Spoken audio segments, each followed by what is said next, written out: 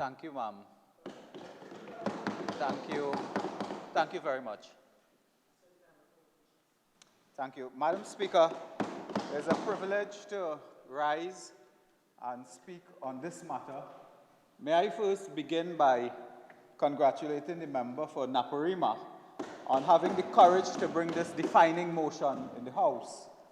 Madam Speaker, I begin by indicating my complete support for the member for Naparima on this motion and the fact that it is the most timely motion to come to the House given the realities that we face in the country today. There can be no doubt that the criminal enterprise, as it were, has gotten control of the national community. There can be no doubt that fear has taken hold at every level, at every community. Madam Speaker, whereas a few years ago we spoke of hotspots and places where it was known to be rampant with criminals and so on, today, because of the escalating number of persons involved in the criminal enterprise, because of the technology that is available, because, of course, of the spread, in some cases, of business and so on, these elements roam the island and can be found here, there, and everywhere.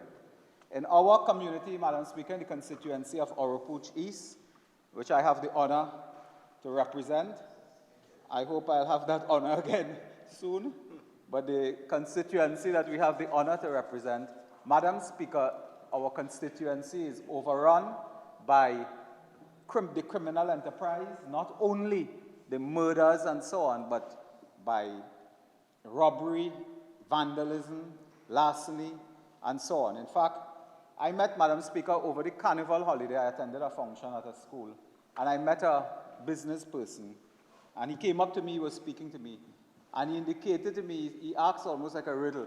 He said, "Do you know how much times I have been robbed?" And I said, "No." He says, "Guess." So I said, 6, 7 times, because I know him to be a traditional business person. He said, "I want to tell you, between the last couple years," he said, "I was robbed 29 times." His businesses. He said, in my constituency as well, on Ash Wednesday morning, a prominent place, restaurant, bar, and so on, the bandit elements thinking that they would keep cash and they would keep, from overnight, from Carnival, Monday and Tuesday, businesses would have cash on their premises and so on. They robbed early morning on Ash Wednesday, a major proprietor as well. So that this matter, Madam Speaker, is with us. It is diabolical. It is something that we have to confront, and it is something that, if left unchecked in this way, we can have serious, very, very long-term impact on the country and indeed the next generation. Madam Speaker, there are persons in our community who would tell us that they are just waiting a few months. They wish the election was on Monday coming to decide what's happening. And that will determine their fate, whether they stay here or not, given crime. I'm not talking about unemployment. I'm not talking about collapse of Petrotrin. I'm not talking about health. I'm not talking about education, given crime. So, Madam Speaker, we are at this point. Now, I just want to make a few references because and again, we want to congratulate the Member of Parliament for Siparia and Leader of the Opposition on giving another defining presentation in the House in which the member indicated clearly that it was not her intention to stand in this House and just blame the government, blame other elements in the society, because while we can blame, it is also important that as an alternative government, we outline boldly and with courage at a time like this our alternative policy recommendations to deal with this matter. So, Madam Speaker, the member for Siparia has defined the debate as not just one to blame, but one to define policy and program and strategies. What would we do that is different? In going forward, what can we replicate from 2010 to 2015 that worked? And what would we add to that policy menu upon return to office? And I think that was a very important statement for that reason. Madam Speaker, the Minister of National Security, coming down to his last minute, I remembered it well, Madam Speaker, I thought that the only acceptable and decent thing to do was indeed to tender his resignation in that last minute. His entire presentation was one, Madam Speaker, that lacked confidence, that lacked policy, that lacked hope, that lacked even sense of achievement of anything done. And Madam Speaker, you know, it's a time like this, you know, the electoral cycle is rolling over, Madam Speaker. When we were in office in the first administration, 95 to 2001, second 2010 to 2015, national security was a ministry in which I personally would feel overwhelmed because of the demands of that job, because of the pressure, because of the critical nature of that ministry.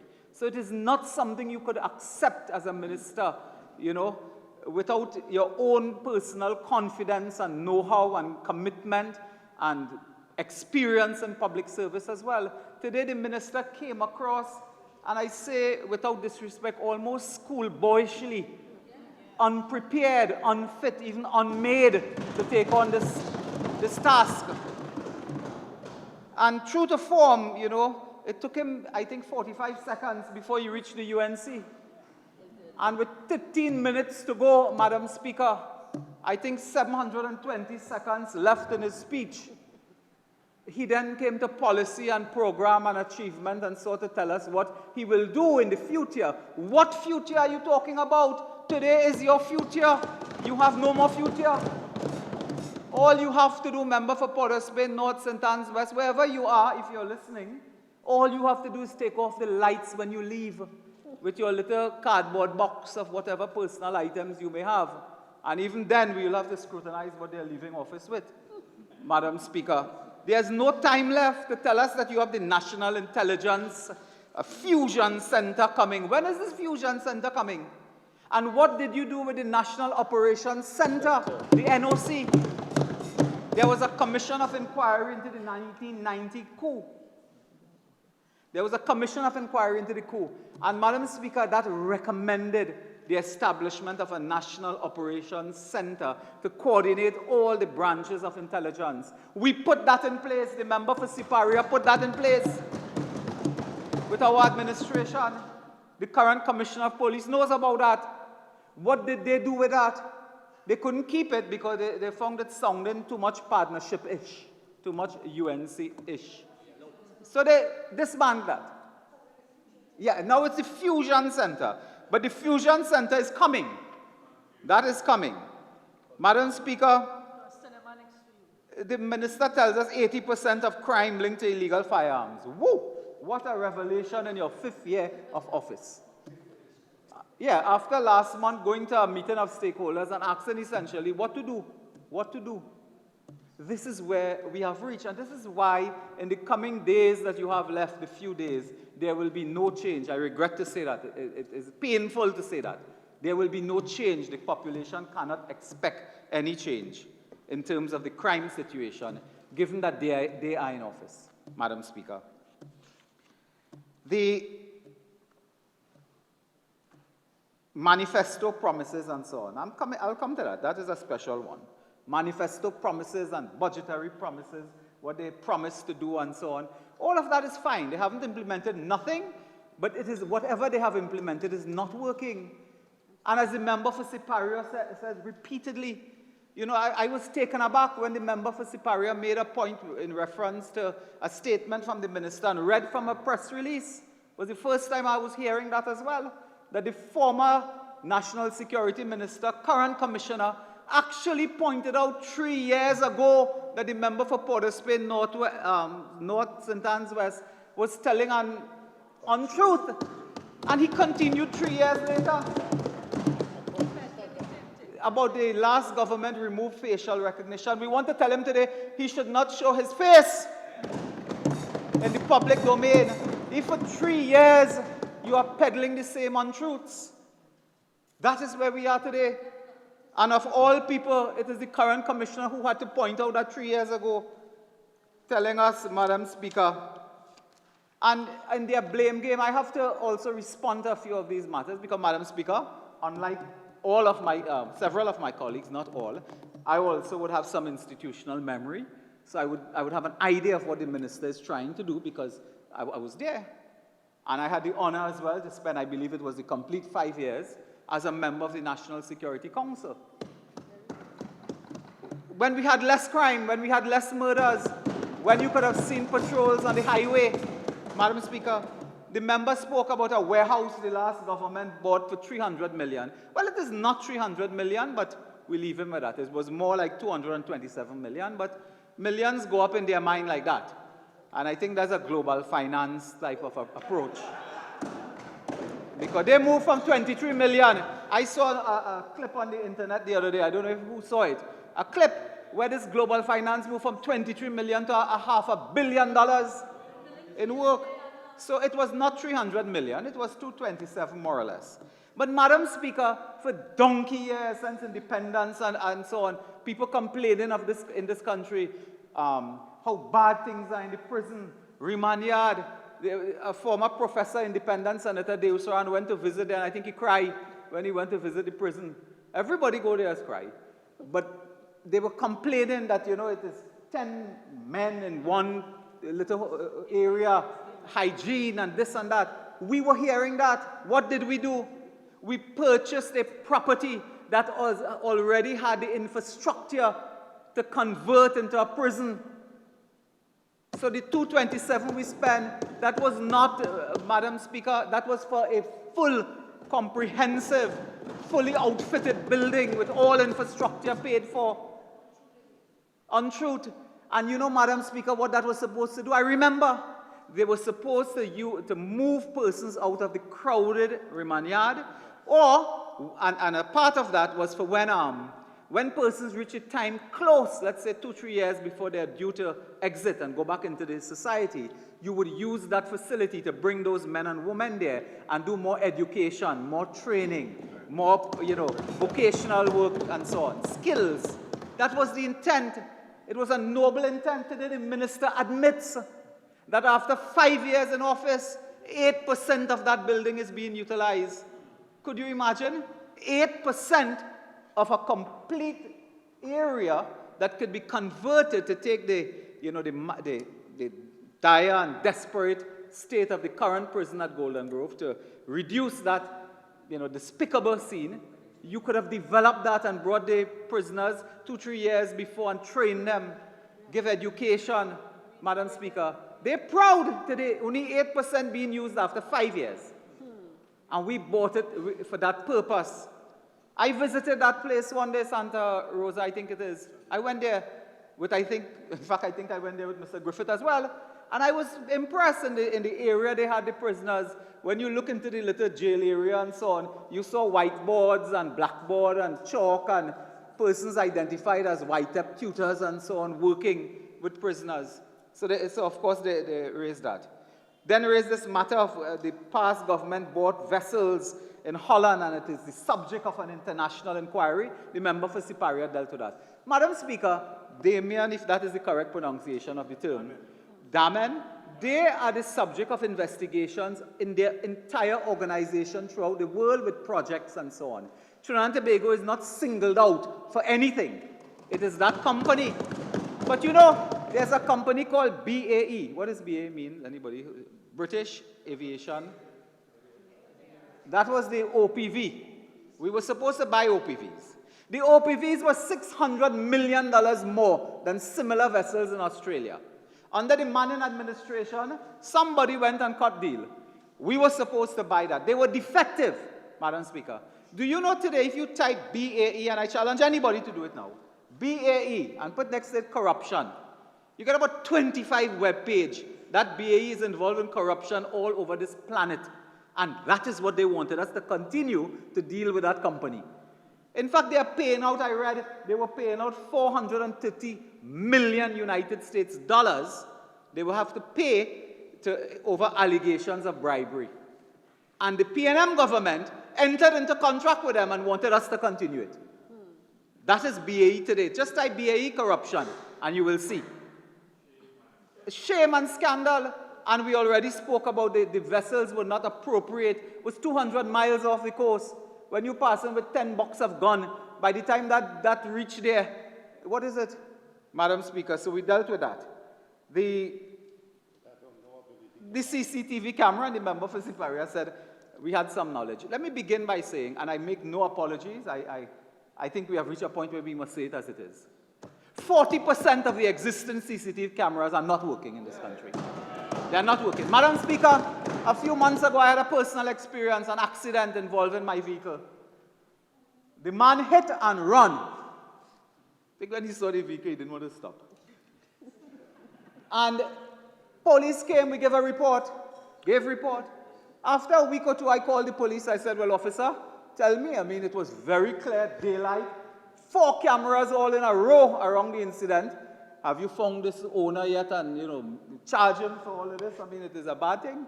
The police tell me. He dropped his head. He said, boss, none of the cameras working. Case done. And today, boasting, 4 years in office.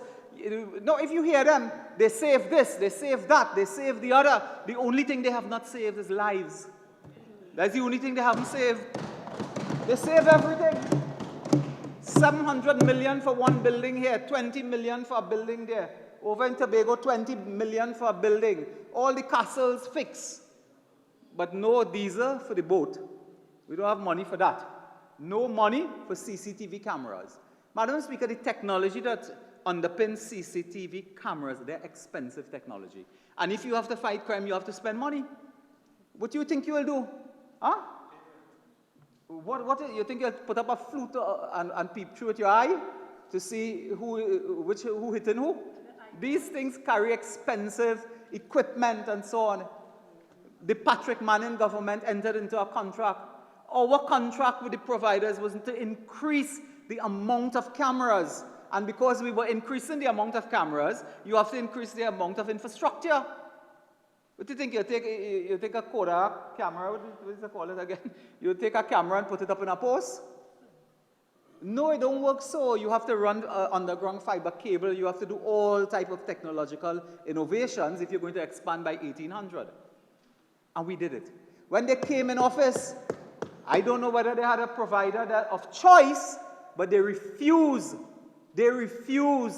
to extend the contract for the provider. The provider's TSTT is state enterprise. So you would think that TSTT, a public company, public-private, but public shareholding with profits to the public, you would think that the government would be happy that TSTT is running this and making profits.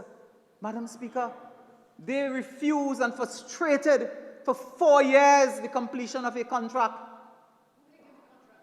In October last year, they wanted to announce with fanfare a new contract awarded for 100 million less.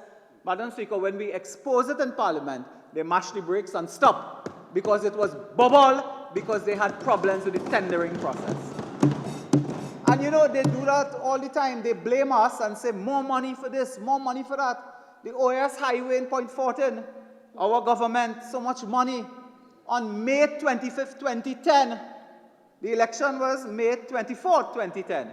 NIDCO under a PNM board entered into an agreement with OAS to build that highway. The member for Siparia wasn't even sworn in yet as Prime Minister. And they did the same thing they are doing all the time. They called something a preferred bidder. When we were in office, we never had preferred bidder. You either win or you lose. You don't have a preferred bidder and then decide after, well, we have to negotiate with you now. So we could change everything because you are preferred. That is a recipe for bubble. Curap Interchange, the same thing. Announcing to the world that we were giving out a contract for 500 and they do it for 300. The partnership never signed one contract to this date to give out for the interchange. But they repeat, Madam Speaker. They repeat. They change the scope of works in Point Fortin Hospital and then say they're doing it cheaper. Huh? Maracas Beach Facility. And they changed the scope of works. One person told me, and I will make this as decent as I could. One person told me, that is like if you have an outfit, and you see 2 outfits on 2 persons, and you say, ours cheaper. To dress the person like that is cheaper. And the one you have is X dollars more expensive, but one not wearing underpants. Yeah, you change. One simply is not the other. And that is what their approach has been. They change the scope of works, and then they come to say we're doing it cheaper. Value for money. That has been their approach. Madam Speaker, the approach in Tobago is from 500 million to 800 million for a terminal building. They're doing it cheaper, Madam Speaker. Today we heard the minister earlier. OPV, the hostile vessels and so on. The cameras we raised that, helicopters, helicopter matter as well, raised.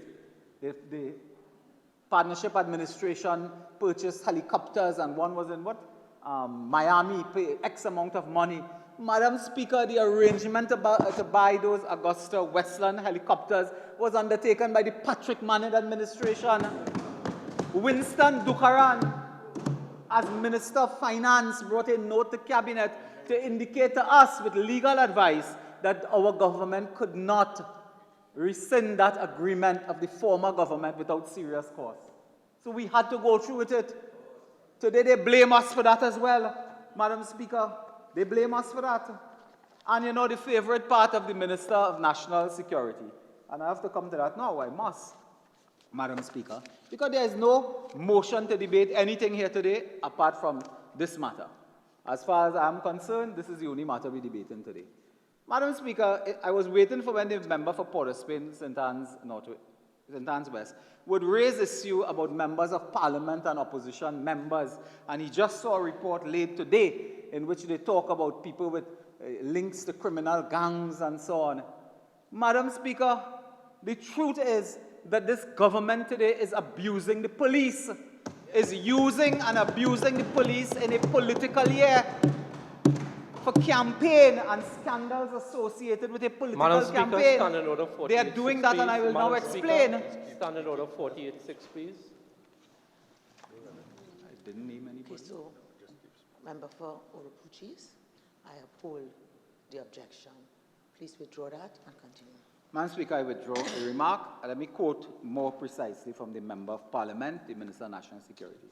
He said and made reference that if it is that members on this side of the House, the opposition, did not support crime legislation, it could well be because they were also working with or associated with or had an interest in the criminal enterprises in this country.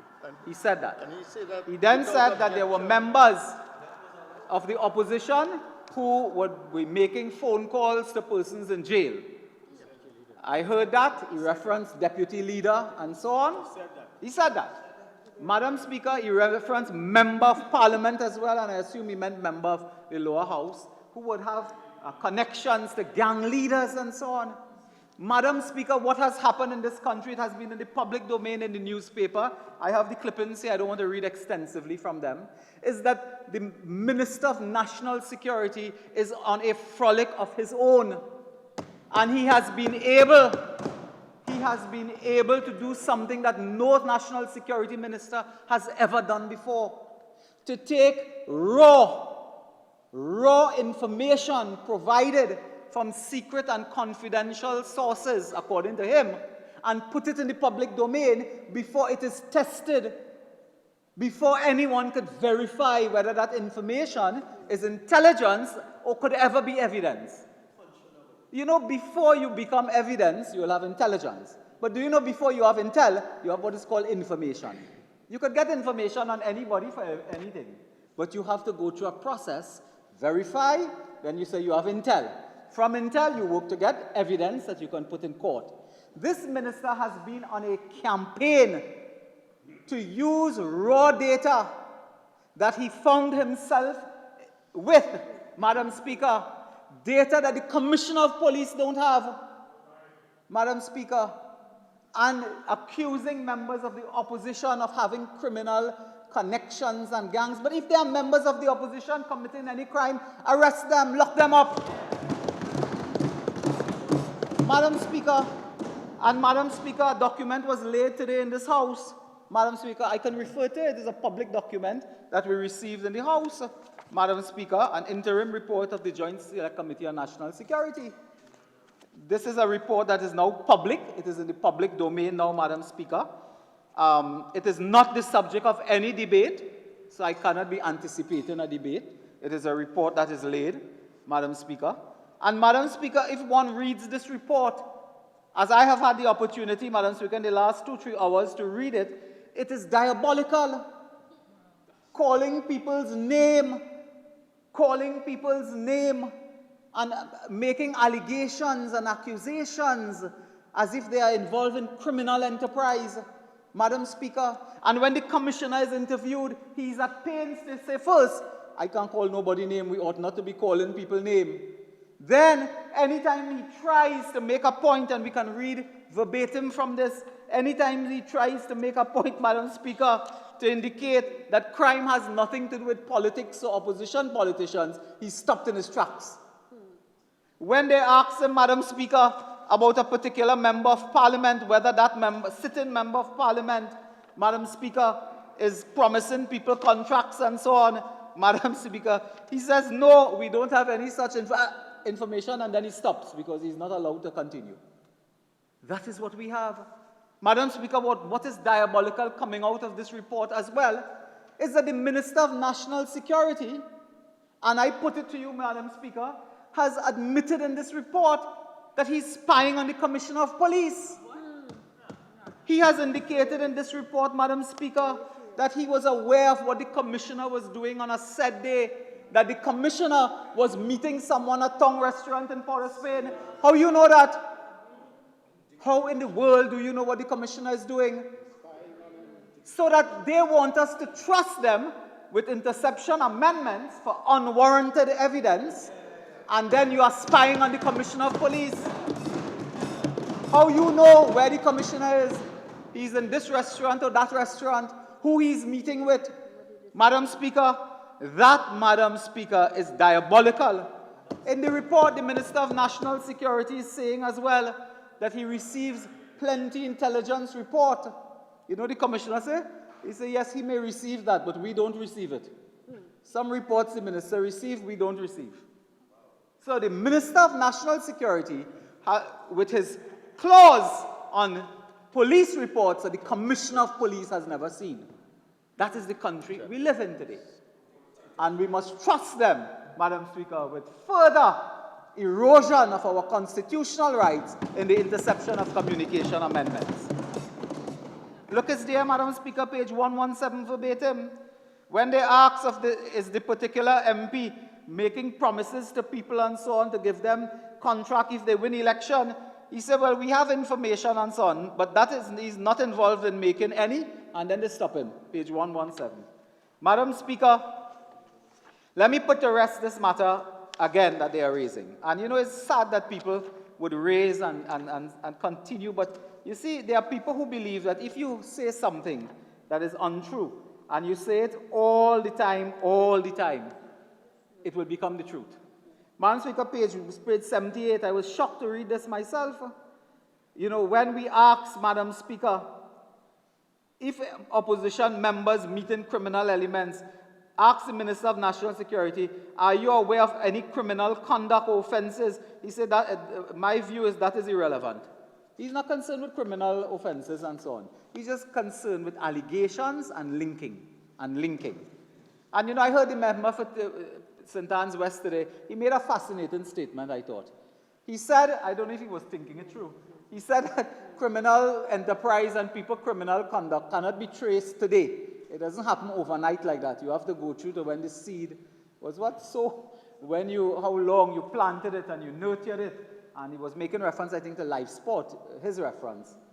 But it happens in families as well, Madam Speaker. The conduct of children don't happen overnight. It don't happen overnight. If children are involved in criminal conduct, it didn't happen overnight. It happened over a period of time.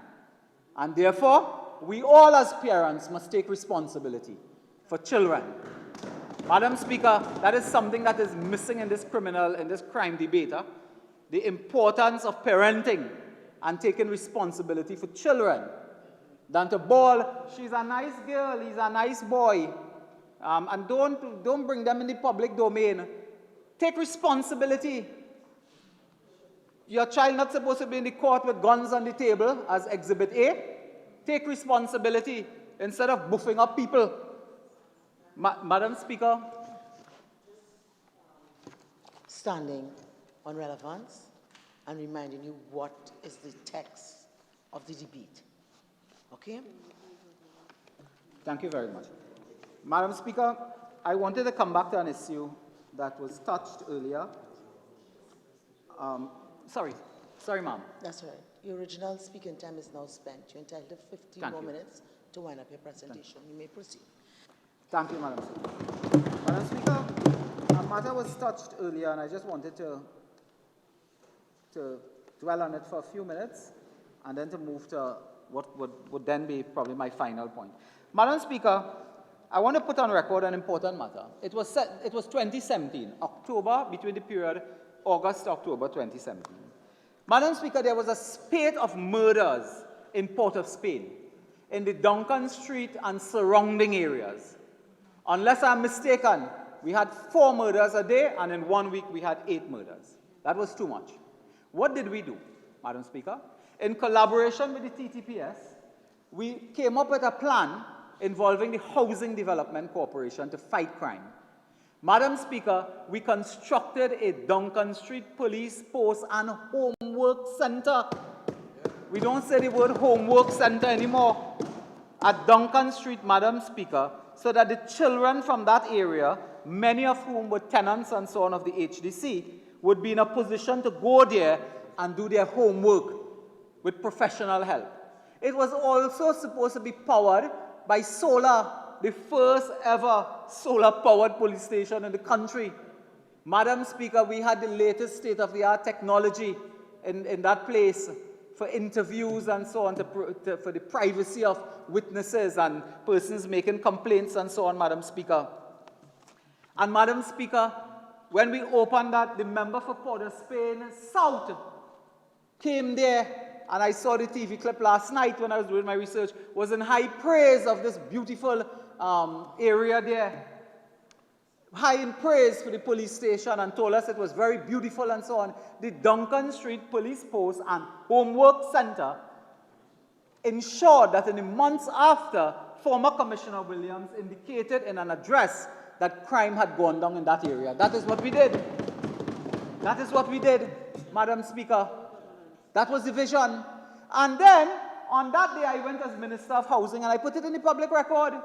When you go to tour a place as Minister, if you're the Attorney General and you're touring a place, everybody comes in front of you. You start shaking hand left, right, and center. Madam Speaker, sometimes we shake the same person's hand twice.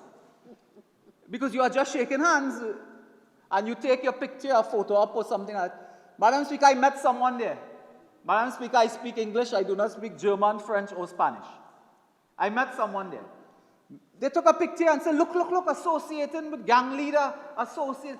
Madam Speaker, if I know it was a gang leader, I wouldn't shake your hand either. If I knew. But Madam Speaker, that is what we do in normal course of action. And then they started a campaign that lasts for 7 years. Give out contract to gang leader to bill. Madam Speaker, Caribbean Facilities Corporation Limited, a company that we met working for the HDC under Mr. Manning's administration, got the contract.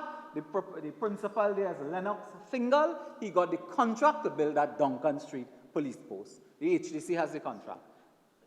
And under Freedom of Information, we will ask for that contract. Nobody got a contract except that company. Yes, they hire, they subcontract, and they do what they have to do. It is not the HDC, it was not the government that hire any subcontractor, assuming but not admitting somebody else was there. But they peddle that, and they take away from the fact that this place was meant for the children of the area to be safe and do their homework. And as our children, Madam Speaker, in the BTAM, the member for Laventille West, always asking, why is it that I have to meet people from Port of Spain, Laventille, and all about, and I represent South Oropuchis, Madam Speaker. What stand in order? What stand in order? Wasn't people in proper motion? 3 of us can be standing. 48 3 of us cannot be standing at the same time. 40. Member for Laventille West, if you have a standing order, raise it, please. Thank you, Madam Speaker. I have never asked the member for Oropuchi. She's telling an untruth. I've never, 48-6. 48-6.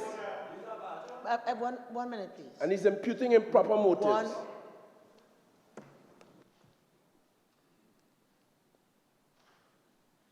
Now, member for Couva South and member for Naparima, I recognize your difficulty as you sit so close to the chair. You may sometimes feel, a sort of link to the chair. Please, I will do my job. Member for Lavantil West, you're standing on 46. All right, I overrule. I haven't heard anything that imputes improper. But again, what is the difficulty with everybody here?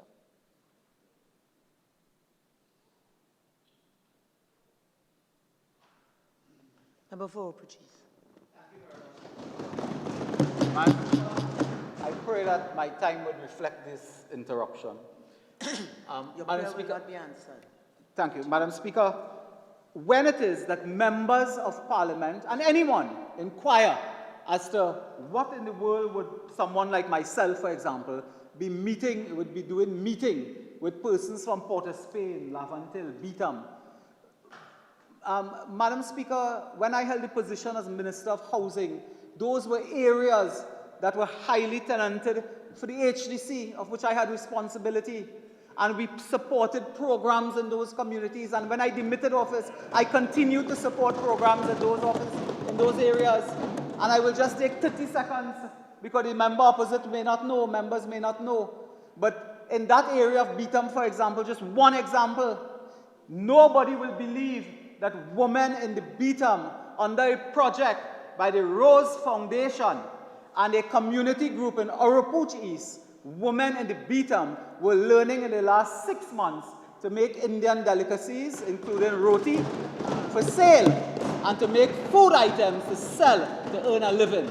Madam Speaker, it will surprise everyone to know that last year in the Diwali Nagar, an entire restaurant was established there every night, and 10 women from Beetham were in the kitchen working, making food, due to a collaboration project between the Rose Foundation and Oropuch East activists. Madam Speaker, we have done more for people of Beetham than the PNM, so that is why we have an interest. Madam Speaker, there are persons in those areas who do community work. Every single year, we make a small donation to buy books for children who are poor, for Christmas parties, to buy popcorn and cotton candy, and so on for children, because sometimes they can't find their MP. Their MP don't help them. This is why they kick water and hurl abuses at their MPs. I didn't call anybody name. I am not going to allow that. Okay. Right? I'm going to ask you to withdraw it. Yes. And I'm going to give you this warning. There's a particular penchant to bring a particular incident which has reached a particular place. Okay? I'm not going to allow freedom of speech. And member, what's your demeanor, please? Member for Naparima. Oh, sorry. What's your demeanor? Watch your demeanor, please. Thank you. I'm not going to allow that to be used for any kind of excuse in this house. So withdraw that, and you can proceed. Madam Speaker, I withdraw the statement. Madam Speaker, let me get to this issue now. I have in my hand an analysis, because we are dealing with crime. The member for Naparima made his case. He made a compelling case on the failure of the government to deal with crime. The member for Port of Spain, Northeast St. Anne's West, made a feeble attempt. As I said before, with 12 minutes left in his speech, he came with what he's going to do. And I want to remind the House and the national community, Madam Speaker, that it was in 2015, the Minister of Finance, the current Minister of Finance, promised the establishment of a joint border patrol agency to manage the security and integrity of our open and vulnerable borders. Promise never materialized. 2015 promised the modernization of the police service and the introduction of a police management agency.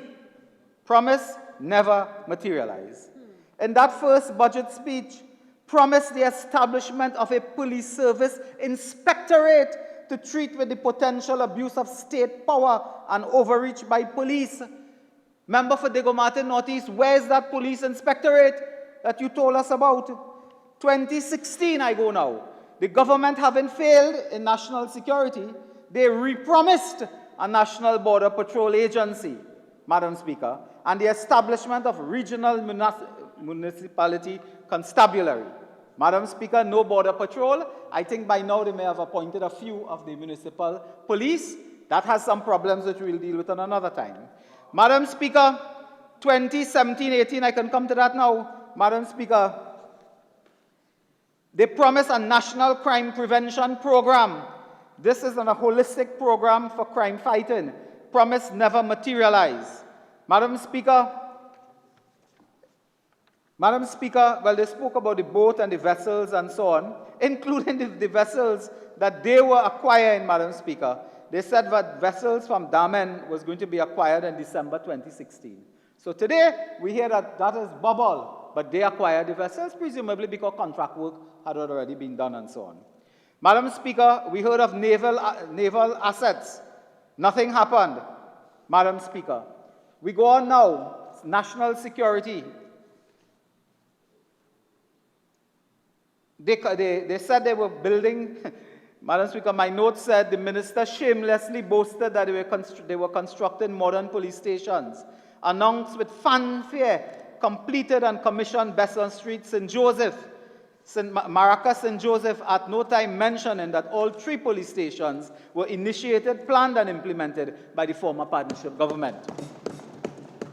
We were promised the Trinidad and Tobago Police Service Operational Command Center.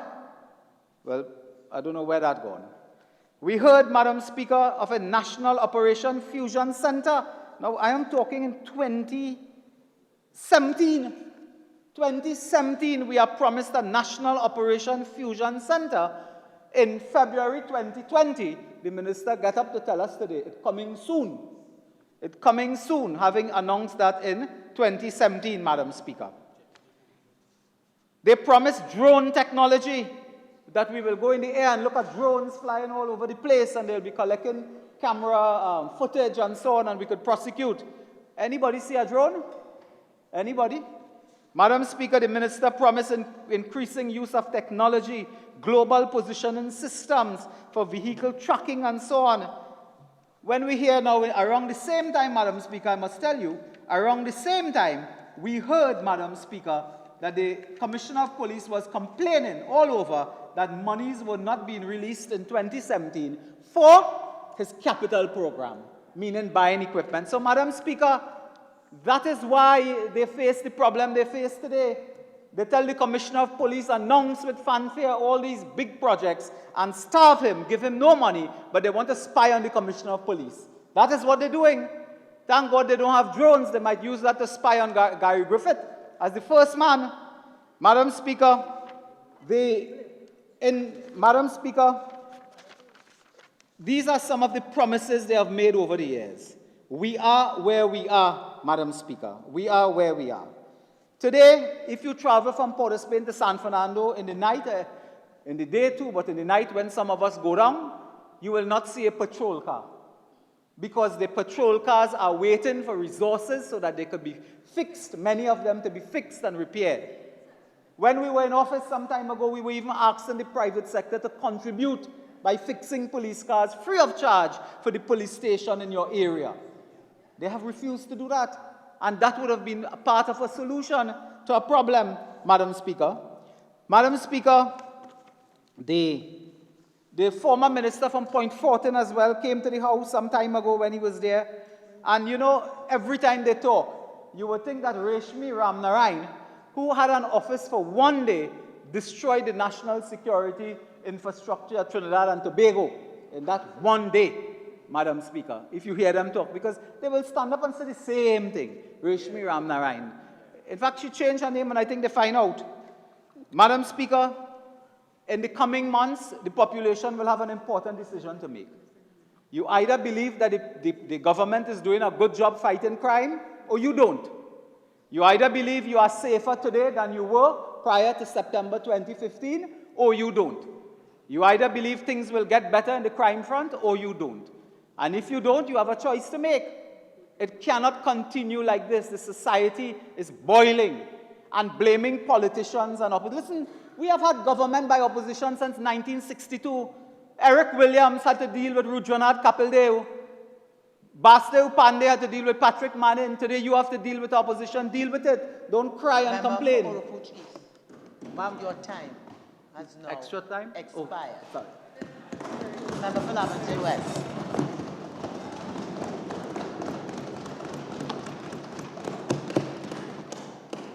Thank you very much, Madam Speaker. Madam Speaker, the member for Oropouche East ventured to tell this House in the course of his discussion, his deliberations, that the Minister of National Security can be accused of spying on the Commissioner of Police. That is on the record. Let me tell you, Madam Speaker, why he may have said that and why that cannot be correct.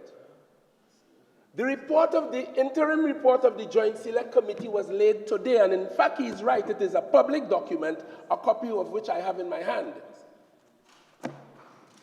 And in that Joint Select Committee, as reported here at page 18 of the report, the Minister of National Security, having appeared before us at the request of the member for Oropouche East, following a post-cabinet press conference, told the national community that he had information, and it wasn't the first time, on many occasions he said, but on that day he repeated it, that certain members, certain politicians were engaged in discussions and deliberations and collaborating with criminals.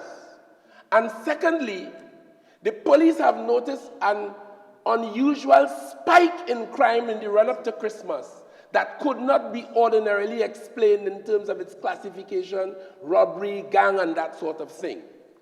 The Minister of National Security at that press conference called no names. Within the next 24 hours, high elements of the UNC, led by the member for Oropouche East, was out in the national community denying paternity and saying, we did not collaborate with criminals, and we cannot be so accused. He went as far as to accuse the Minister of National Security of being reckless and outlandish, and demanded of me and the Joint Select Committee on National Security that we call a meeting and call the Minister of National Security to explain his outlandish statements. So the minister came and gave evidence before that committee and indicated that yes, he had reports that politicians, and on this occasion before the committee where he was sworn to speak the truth, he called in names, including the member for Oropouche East. And this is the evidence. And I now quote from page 18 of the report. The commissioner came before us after the Minister of National Security. And you will see here at page 18 where he corroborated what the Minister of National Security said in relation to the member for Oropouche East. So let me quote from the report now. The commissioner confirmed that the special branch reported an incident at the Hyatt Regency Hotel involving the MP, meaning the MP for Oropouche East, at the constituency office of the MP. It was brought to the commissioner's attention, and the Special Investigations Unit was going to do surveillance, because that is what they normally do to verify what the individuals/criminals were doing. So the commissioner confirmed that the Special Investigations Unit got information that the member for Oropouche East was engaged in certain nefarious activity, and that the Special Investigations Unit of the Police Service had gone to do surveillance on him and his office. I continue. The MP apparently was made aware of the surveillance on the individual's meeting with the said MP, and the said MP brought that to the attention of the commissioner. So the member parliament for Oropuch East became somehow or the other aware that surveillance was being conducted on him and his office, where a meeting with 3 known gang leaders was planned based on the police information. And so if anybody was spying, might be he. So he at that point contacted the commissioner of police. And the commissioner told us that the meeting between the MP and the gang leaders no longer, it did not take place. And the commissioner said, or he indicated to us that he could not recall if it was a text message to him or a call message from the MP, but either way, he received a contact from the Member of Parliament for Oropuch East regarding a report to the police that he was about to meet with 3 criminals at his office, one from Sealots, one from Diego Martin, and the other one from where? Gang leaders, not his constituents, coming from miles away in Port of Spain to meet with him at his office. And of course, Madam Speaker, the meeting did not come off. They recoiled. And the commissioner told us that he had a conversation at the request of the Member of Parliament for Oropuch East in respect of that meeting. And the commissioner says, he indicated that this matter was concerning to him because such matters are supposed to be very confidential, and indicated there was a leak that came to the attention of the member for Oropuch East. And that, Madam Speaker, is one of the reasons why this interim report has been laid. Because immediately thereupon, and the commissioner also reported that he had information that one day during a parliament sitting like this, and I remember that day, I saw the member for Oropuch East left the chamber at about the time as spoken by the commissioner. And the commissioner reported to my committee, our Joint Select Committee on National Security, that the member for Oropuch East left the parliament chamber and went to the Hyatt because the Hyatt management reported to the police. The Hyatt management reported to the police that certain gang leaders and criminals had gathered at the Hyatt, and they refused to pay their lofty bill, which they ran up for drinks and eats, and told the Hyatt management when they refused to pay that they were supposed to have been meeting there with the member for Oropuch East, and he would pay the bill. And the commissioner reported that the member left his chair in this parliament and went down to the Hyatt, and he paid the bill, and there are records of him paying the bill for the criminals with whom they had planned a meeting. It is on the basis of those 2 pieces of evidence in relation to the member for Oropuch East that this interim report was laid, because the committee then called on him to recuse himself because he, as a committee member, had now become the subject of the issues in front of the committee. And you can't be criminal and investigator or associated with the facts and committee member at the same time. Every single other member of the committee, except member Saddam Hussein, agreed with that and felt that the member for Oropuch should recuse himself. He refused, and therefore the work of the committee had to be aborted. We filed an interim report, which is what the member quoted from today, and twisted it to hide the fact that he was now the subject, because the commissioner told us those matters continue to be under police investigation. And all of this arose because the Minister of National Security, who receives intelligence briefings on a minute-by-minute, hour-by-hour basis across this country from different agencies, and I have acted as Minister of National Security, so I know, and I'm a member of the National Security Council, so I know, he received information and received information. I heard the member for Oropuch saying that the commissioner told the committee that the minister had some elements of information which he did not at that time have, and that is not strange, because there are different elements in national security that report to the Minister of National Security other than the police, other than the Commissioner of Police. So for the member for Oropouche East to suggest that because the Commissioner told the committee that he did not only speak to the member for Oropouche East on that one occasion that I related a moment ago, but he also met with him at a certain Tong restaurant, which the member mentioned. And the member wants to know, how did the Minister of National Security know that he met with the commissioner? It is the commissioner who told us that. We ain't spy on nobody. So there was no question of the minister spying. And even if the minister spied, he wouldn't be doing it personally. He is no intelligence operator. He's the minister. The spies report to the minister. And on this occasion, it is the commissioner who told us. And based on the evidence in front of us, I suspect the commissioner told the Minister of National Security that too. So, Madam Speaker, what we are dealing with here in this motion is the business of crime in Trinidad and Tobago. And the member for Siparia told us, Apasa, that SOURT, SAU, the Special Anti-Crime Unit of Trinidad and Tobago, as it then was disbanded by her government in 2010 because it was illegal. SOURT could never have been illegal.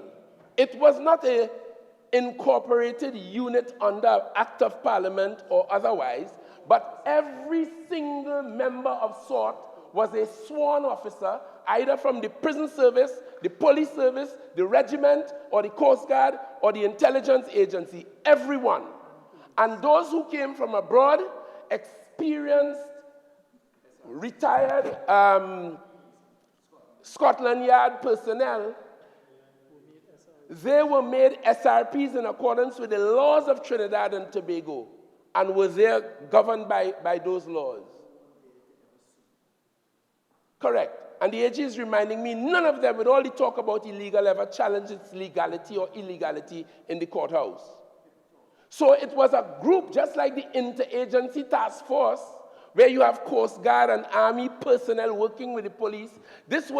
You had in SOURT different people working under one umbrella, doing great and human service to Trinidad and Tobago, with a record of bringing kidnappings for ransom in the year 2003 or 2004, from 51 down to 3.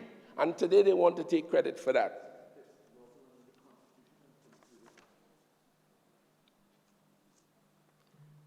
Madam Speaker, what you heard from the member for Oropouche today is what we were hearing in the committee. He was there sitting as a committee member and wanting to plead his own case and give evidence from the chair as a member, and we would have none of it. They want to impose new moralities on Trinidad and Tobago, and more specifically on this parliament. But we on this side stand by the highest principles and the standard, and you can't be a feathered fish. You can't be a fish with feathers. It's either this or that. And this is what we are about.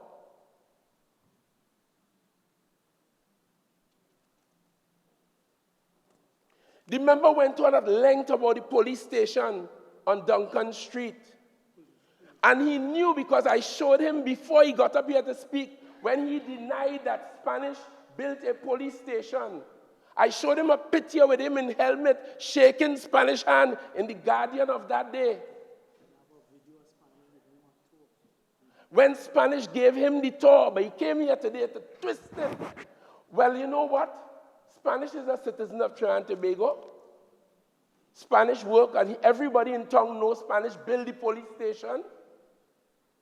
Whoever get the contract in the formality, that is one thing, but everybody in Port of Spain know Spanish build the police station. Why are they hiding that? Why, when SIS built the house in Philippines, why were they hiding that? Why? Why would you be hiding that? Tobago too, and the block of the... When a house was built for a certain Ashwa Jack in Tobago, Why would they, and he said it was on the basis of pumpkin and bhaji. Why would you want to hide that? In fact, they're doing Spanish an injustice because Spanish built a police station. That should enhance his businessman's resume, and he should get more work to do under them. But they're doing him an injustice by trying to hide him.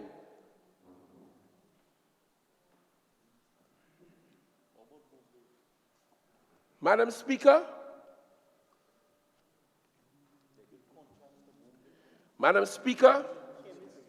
yes. We do have a crime problem in Trinidad and Tobago, as indeed countries all over the world. What you heard from the Minister of National Security today, Madam Speaker, is what the government has done and has been doing in relation to dealing with this issue of crime. So when they tell you about how much murders and how many people in the constituency get robbed, that is normal in the sense that it is happening. We know that. But there are different kinds of responsibility, I submit, in dealing with it. The police have a certain responsibility that the minister doesn't have. Parents have a responsibility that the police don't have. Teachers have a responsibility that parents don't have. The churches, the mosques, the mandirs, they all, men and women of the cloth, have responsibility in dealing with this social phenomenon of crime, which is behavioral and socialized as a result of certain kinds of socialization. We all have a responsibility. The parliament has a responsibility. The government has a responsibility. And the minister pointed out at great length here today all of the things that he has done on behalf of the government and people of Trinidad and Tobago in satisfying that responsibility. And his record is impeccable and admirable, if I may say so. And when I heard the member for Siparia get up here today and talk about the 8 bills or so, anti-crime bills that they supported, in every case, Madam Speaker, we had to hold them by the throat, and they came crying and kicking and screaming to do it, in particular the FATCA legislation and the anti-terrorism. On one occasion, they wanted to kill the Attorney General, not literally, in metaphor. They wanted to kill the Attorney General in metaphor. They wanted to castigate him because he was forced to remove a special majority provision from a particular bill in order for it to pass in this House, in the income tax bill, amendment to the income tax law. So when the member for Siparia deceptively gets up here today and lists for the national community all the bills they supported, we know here in the engine room that they came kicking and screaming to do it. In the case of FATCA, it took the banking industry and the leader of the banking industry to scream out and say, you would have devastated our economy and our correspondent banking options. And it is on that basis that they reluctantly did it. So the member for Siparia is as hypocritical as she could always be. This motion says, be it resolved that, it concludes by saying, be it resolved that this House condemns the government for its failure to deal with rampant crime. I reject that and reject the entire motion, Madam Speaker, because we have 2 types of crime here. We have red or blood or street crimes, and then we have white-collar crime on the other hand. And of course, they have created yellow-collar crime to specialize in that. And of course, we all know the effects of white-collar crime. We had a situation here where in the closing months, a $1.2 billion contract as they were going out of office, within the space of 2 months, they issued a $1.2 billion contract to her friend, SIS, Krishna Lala. You will hear all of them speak here today, Madam Speaker. Not once you'll hear the name Krishna Lala or SIS from any of them. Mamu. Or Mamu as he was called. Not one. I heard the member for Sipara get up here today talking about children. Only within the last, on Carnival Tuesday, one of their strong supporters, a man by virtue of his criminal record and horrific behavior, qualifies for membership in the UNC, welcomed in the UNC, used a woman and a child in All-Star Steel Band where the Prime Minister and I played. I have not heard the member for Siparia speak once on the matter. You will not hear that from them here today. So when the Commissioner of Police, and the Minister of National Security comes before a joint select committee and speak in the way they do, they don't have to work very hard to convince me that the UNC has demonstrated is possessed of criminogenic tendencies and associated with criminals. And all the disbandment of the facial recognition and all the disbandment of SWOT and chase away the then Commissioner James Filbert and chase away Colonel Brigadier Joseph from the SWOT, it is because they do not like law and order. They function better in an atmosphere of disorder and feel they could fool us. The member for Naparima who moved this motion got up here today and starting the song, pretend like he's speaking for black people. And I'm going to use the term because he used it and it was allowed.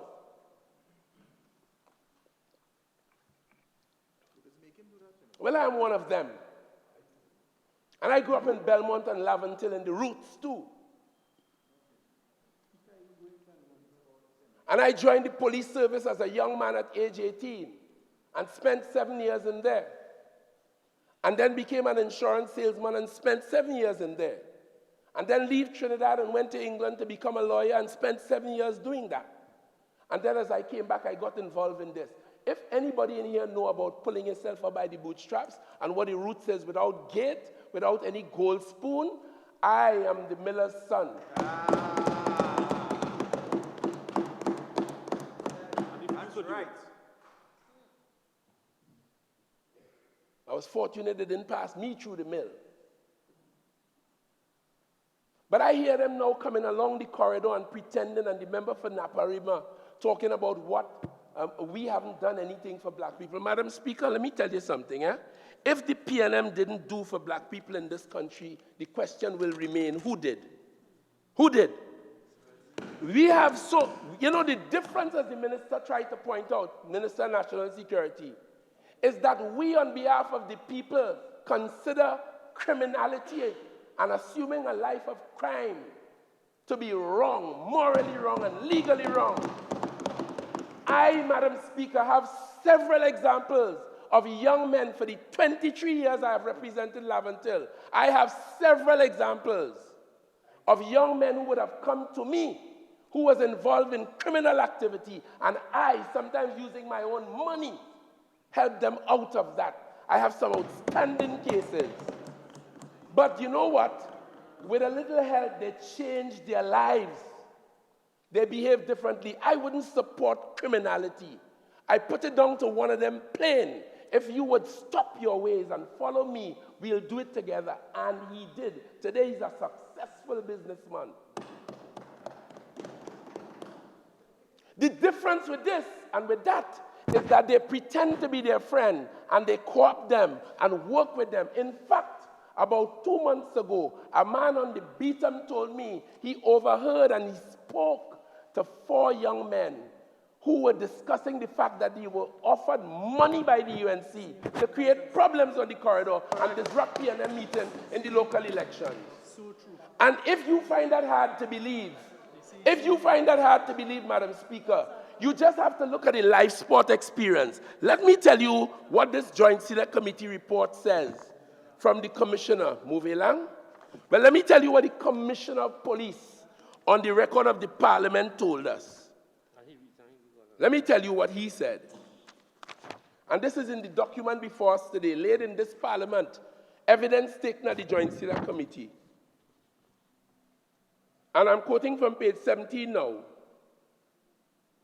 And by the way, the report speaks of 2 others, deputy political leaders of the UNC, who have had long relationships with serious criminal elements based on police intelligence. but I'm not going to call the name here today. I'm not going to do that. I'm not going. No, I ain't afraid nothing. But I ain't going to do it because they are not here and they didn't raise the matter like Oropuch. That's the only reason why. But their conduct is the same.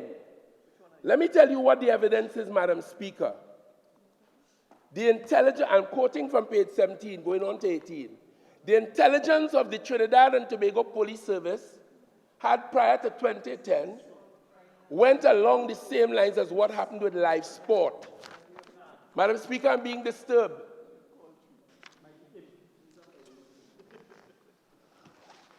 By the member for Naparima. Just 1 minute. Just advising all members, they will have an opportunity to join this debate in the right time. If a member wants to make an interjection, I'm sure the member is well familiar by now with the procedure. Thank you very much. I quote, and this is the commissioner speaking here, TTPS records show that over 70 persons have been killed. You hear them talking about the number of figures being killed under the PNM. I want one of them to explain me what you mean by under the PNM. What does that mean? Does that mean that the PNM killed somebody? Do criminals pay attention to who is in government when they're ready to prey and pounce and kill and rape and rob? There's asked, who is the prime minister? It's only their friends might do that.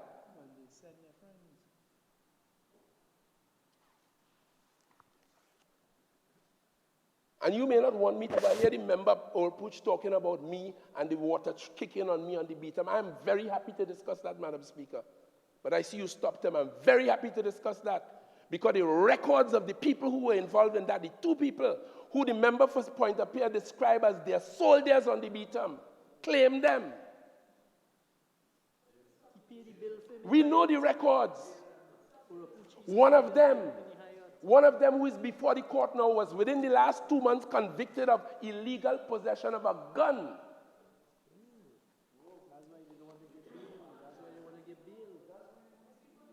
And that is the reason why in the Joint Select Committee, I asked the commissioner whether he believed, the records are there, Madam Speaker, that some of their reluctance to pass certain criminal laws and resistance to it in this house might be attached to the relationships that the police discovered between some high officers of the UNC and their failure to support bills, and he said yes.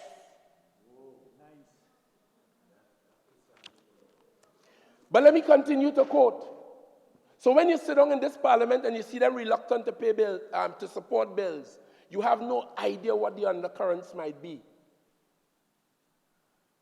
I'm in the midst of strangers. I know that.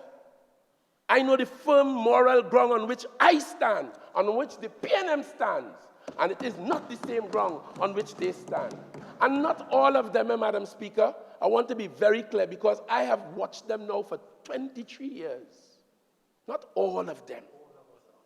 When the member for Siparia tried to bring back the former minister Anil Roberts on a Diego Martin platform and welcomed him back, there were some of them on that side who resisted it. But the member for Siparia was quite happy, just as she brought back Glenn Ramadar Singh, who had all kinds of issues on the ground and in the plain. And she kept Glenn Ram. If a PNM councillor or chairman of a corporation was accused of, much less charged for bribery of $1,500, the fellow sitting down in the second chair here called Dr. Keith Christopher Rowley, he ain't no councillor, he don't sit on the council, but he was going to tell the PNM who control that council, we don't do it that way.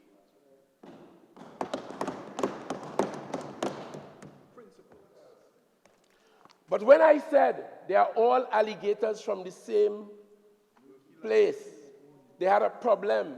But I said so because, you see, the member for Siparia, when I was challenging the one in Tobago for the house SIS built, she put his hands around him and said, Ashworth boy, All are we in the same position? They're accusing you again, house, and me too. She said that, and it is on that basis that I said. The member for Siparia. The member for Siparia. Please sit. Standing order 48-5. I was admonished for using the same she and he. The member for Siparia. 1 minute. Member for Naparima, this is the last opportunity I'm going to warn you. Huh? There are certain innuendos that I don't like when you address me. Okay? If I've ruled on something, I've exercised the authority that I have. Continue. So in those circumstances, when I was challenging the morality in public life of a public leader of a political party, in the union with the UNC, this PPP as it was then called, getting a house under questionable circumstances, which he explained on Bajan and Baji and Bodhi and Pumpkin. The member for Siparia volunteered sameness and embraced it. And it is on that basis, he being African Trinidadian and the member being Indian Trinidadian, I said they are all from the same murky place. And they took offense and called me a racist. Member for Laventille West. My lady. Your original speaking time is now spent. You have 15 more minutes to wind up your presentation. I'll gladly have it, my lady. The Commissioner of Police told us, and I continue on page 18, TTPS records show that over 70 persons have been killed because of live sport. And it continues because the strength that was given to that gang because of the affiliation and hundreds of millions in state contracts given. That's from the Commissioner of Police. How many people died? Links between politicians and gang leaders have proven to be the catalyst towards homicides in this country. Wait. The commissioner said that. Wow. He said it demoralized the police service. And so he continued. Madam Speaker, I remember during the heyday of the live sport, the COP had the internal elections. And the COP complained that there was thuggery in that leadership election when a certain Arnold Roberts took part in it. Thuggery, they saw for the first time. It was some muscle of the live sport coming in on them. And I must thank God that this issue, thanks to the now Commissioner, then Minister Gary Griffith, who was fired for standing on the principle, the highest principle of truth. If he did not break the issue, and if the issue did not go to the public before the 2015 election, courtesy the UNC, we were going into that election with a gang well-oiled and well-financed from live sport to create problems in the electoral process in Trinidad and Tobago. I remember a friend of mine living in the east, close to the epicenter of the live sport, told me, and if I'm telling a lie, may God take my speech. He told me that one evening, a little youngster in the house, maybe about 18 years old at the time, who is now, by the way, dead, came home with $8,000 in cash. And he told us that a former minister of government responsible and involved in live sport gave him in cash. And I have to wonder, where would a minister get that to give away like that in cash? The commissioner now tells us it cost us 70 lives. They started out with $6 million under the member for Siparia, and it ended up with $460 or $480 million. And 70 deaths. And 70 lives. And then coming to tell us nonsense about what we do for young people. I have been representing Laventille now for 23 years almost, and not one of my constituents, let me repeat that, not one could ever say I ever gave them bad or untoward advice. The other day when someone kicked water on me, some of my constituents from another quarter came to me to get my blessing, to retaliate on my behalf, and I put them down. I don't go in for that. I chose the path of the law. I reported the matters to the police, and the police charged 2 people for the offenses, and that's how it's in the court. On the other hand, the UNC have a history of a former UNC minister being in court for conspiracy to murder. I didn't choose that path.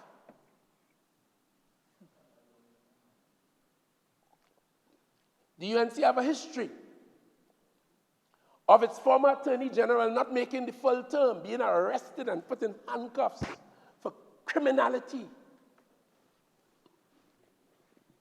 And the member for Siparia will join him Monday morning in a brief, holding red bag and going up and down the court step like nothing. That's not how we do it. Her favorite attorney, Ramdeen, a fellow called Gerald Ramdeen, also locked up, facing criminal charge. And I'll tell you something about solving crime. They're challenging the minister. That's the one white-collar crime. 2 of them locked up, and that's because an Englishman, African Englishman, called Mr. Nelson, who was disbarred because of it in England, he, unlike plenty of them, had information about crime. He was a co-conspirator. And on 49, that is sub judice, please. this is not intended to influence no court. Okay, so remember what I'd ask you is to stay for that inquiry. I'm just saying in conclusion on that before I move on, that Englishman decided to come out and give evidence. I thank you. Right. And I'm calling on, I heard the member for Siparia apologize twice recently in this country. Nebulous apology. Hypocritical and political in the extreme. Because up to now, nobody don't know what she apologizing for. 48-1, Madam Speaker. 48-1. And I want... 48-1. Please continue, ma'am. And we don't only want an apology. The damage, according to Antonie B.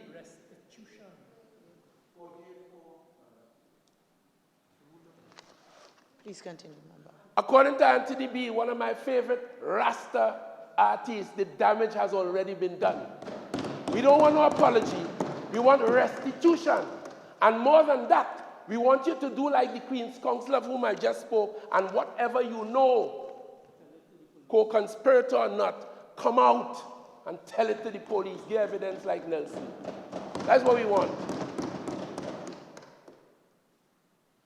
Madam Speaker, as I wind it to a conclusion, I am personally, intellectually, and emotionally satisfied with the work of this young, professional, and hard-working Minister of National Security. I watched this young man just join the political arena, but exerting conscientious efforts on behalf of the government and the people of Trinidad and Tobago.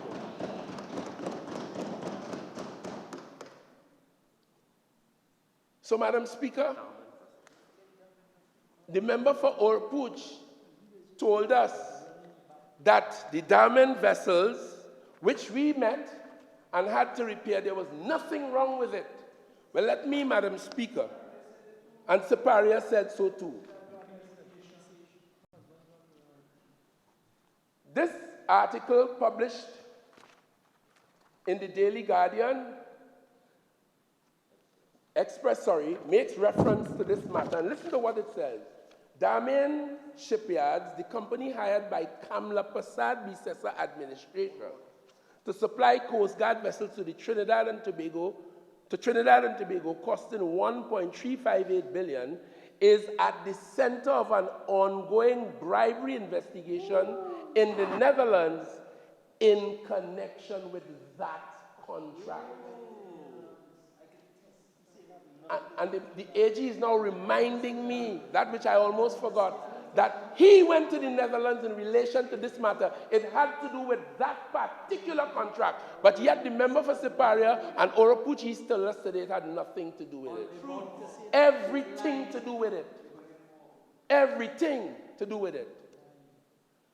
And talking about we are on our way out, well, if loving Trinidad and Tobago is wrong, I don't want to be right. If standing up for what is right and on principle in this country, and if that is going to cost me my seat, I am prepared to lose it.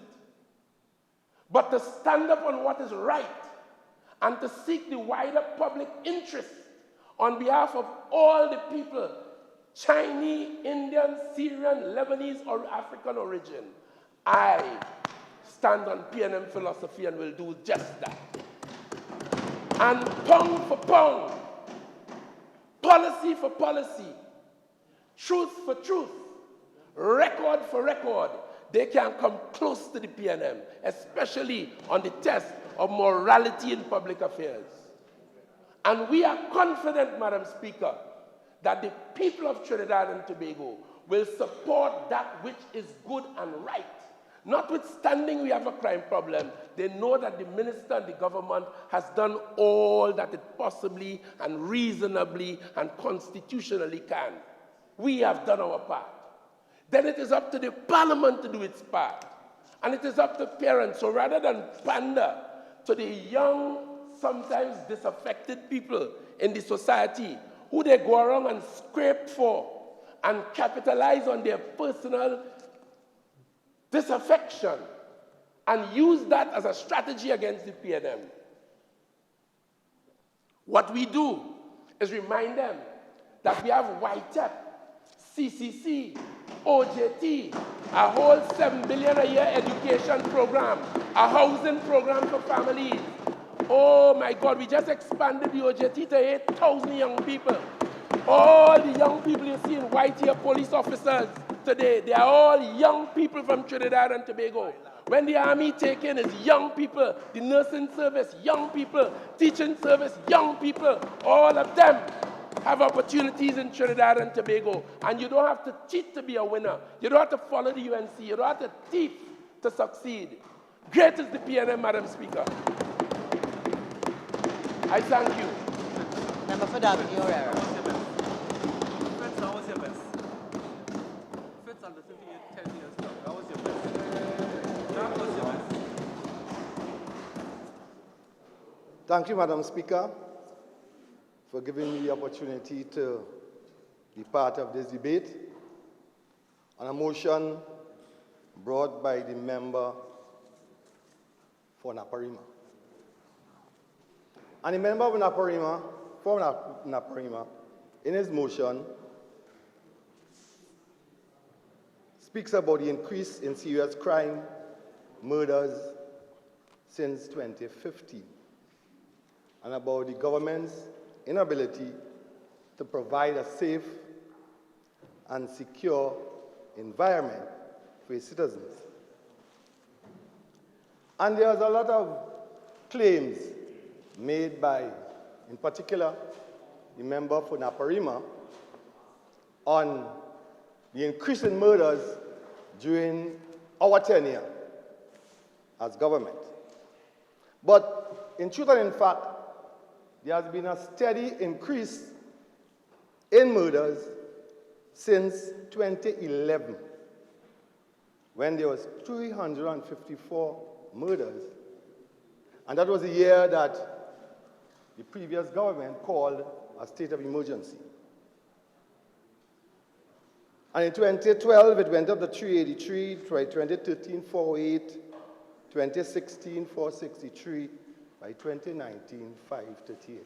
So there has been an increase in the murders, but it goes back to their tenure in government. It didn't start in 2015 when the People's National Movement became the government.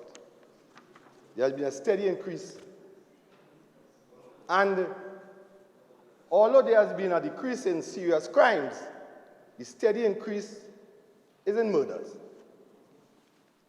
And the instrument that is responsible for almost the majority of murders, the Minister of National Security said for 80% of the murders is guns. And the majority of them unlicensed firearms. So there's an abundance of guns in Trinidad and Tobago. Guns everywhere. And you ask the question, why are there so many guns in Trinidad and Tobago? There are various reasons. There's a political reason, and I would like to lay that at the feet of the UNC. Because the previous PNM administration set about building an architecture to deal with crime. And it involved an intelligence agency with the ability to interact with people in the underworld gather information and process it to intelligence that you can deal with the criminal element. But lo and behold, when the UNC came to power, they proceeded to dismantle this infrastructure that was put in place. So they got rid of SORT. They got rid of the intelligence apparatus that was being put in place. And we all remember Rishmi Ramnarayan and the attempt by the UNC to put her in charge of the intelligence agencies. A lot is said about the OPVs, but the lack of OPVs means that our borders are porous. And I gather that those on the other side didn't understand that the OPV's intention was to take Trinidad and Tobago in terms of its defense and security of its borders to the next level. I remember the member for St. Augustine saying that in cancelling the OPVs, the previous government intended to save money, and that money they saved would have bought more police vehicles to be in the stations. But what good it is having a set of police vehicles in the station when every Tom, Dick, and Harry is in possession of guns in the communities. By the time the police vehicles respond, somebody is dead. So what good is that? The OBBs was meant to extend the range and the ability of Trinidad and Tobago to secure its borders and thereby provide a safe and secure environment for its citizens. The OPV was a platform that can be used in various ways. One way the platform could have been used is when you put a helicopter on board. Helicopter extend the range of the OPV. It meant that once that helicopter was within range of an oil rig, then communications, physical, material could be transferred from the land to the OPVs. It also meant that the skipper of the OPV had the authority, had the means whereby he could place his vessel anywhere within a 200-mile limit of Trinidad and Tobago to interdict, interfere with, stop the flow of guns, drugs, etc. into Trinidad and Tobago. And that would have solidified our borders. But now our borders are open, so the guns are coming in. They cancel the OPVs. The guns are coming in.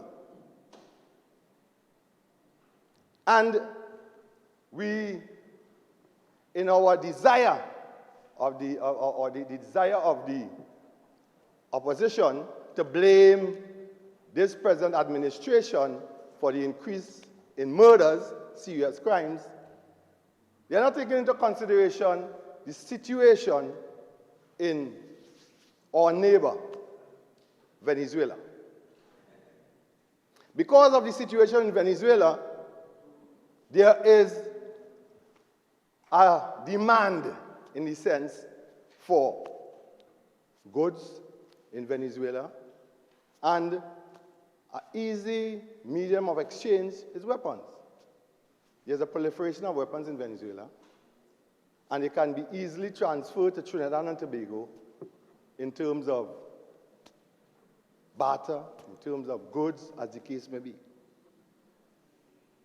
So you have to take into consideration the political situation in Venezuela and the easy access to guns by Trinidadians and Trinidad and Tobagonians because of the situation in Venezuela.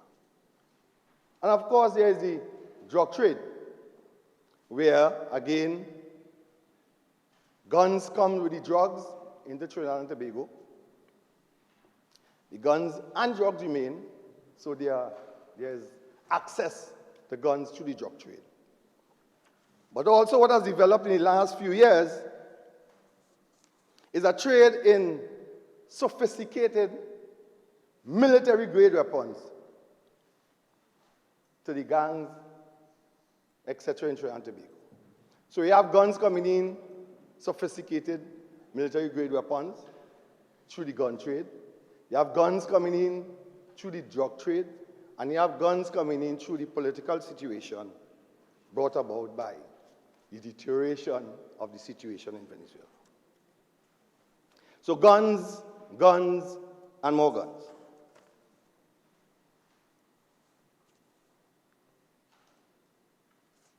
And the UNC, during their tenure in government, by dismantling the security structure, sought NOC, SIAX, they interfered with everything, now turn around to lay the blame for the present situation solely upon the PNM government, as if they were not in government before. As if they were not in government before. And when they're in government, what did they do to help solve the problem? They couldn't appoint a commissioner of police. For the 5 years they were in government. No commissioner of police. We appointed a commissioner of police. One of their own, actually, in a previous incarnation. We appointed a commissioner of police. And now it will appear that they want to put a little pressure on the commissioner of police, in a sense, and the police service by the words in terms of the motion that seeks to ask about targeted results. But is that the responsibility of the Ministry of National Security? Or is that the responsibility of the Commissioner of Police? So who are you targeting? The government in terms, or are you targeting the institution whose responsibility it is to deal with crime?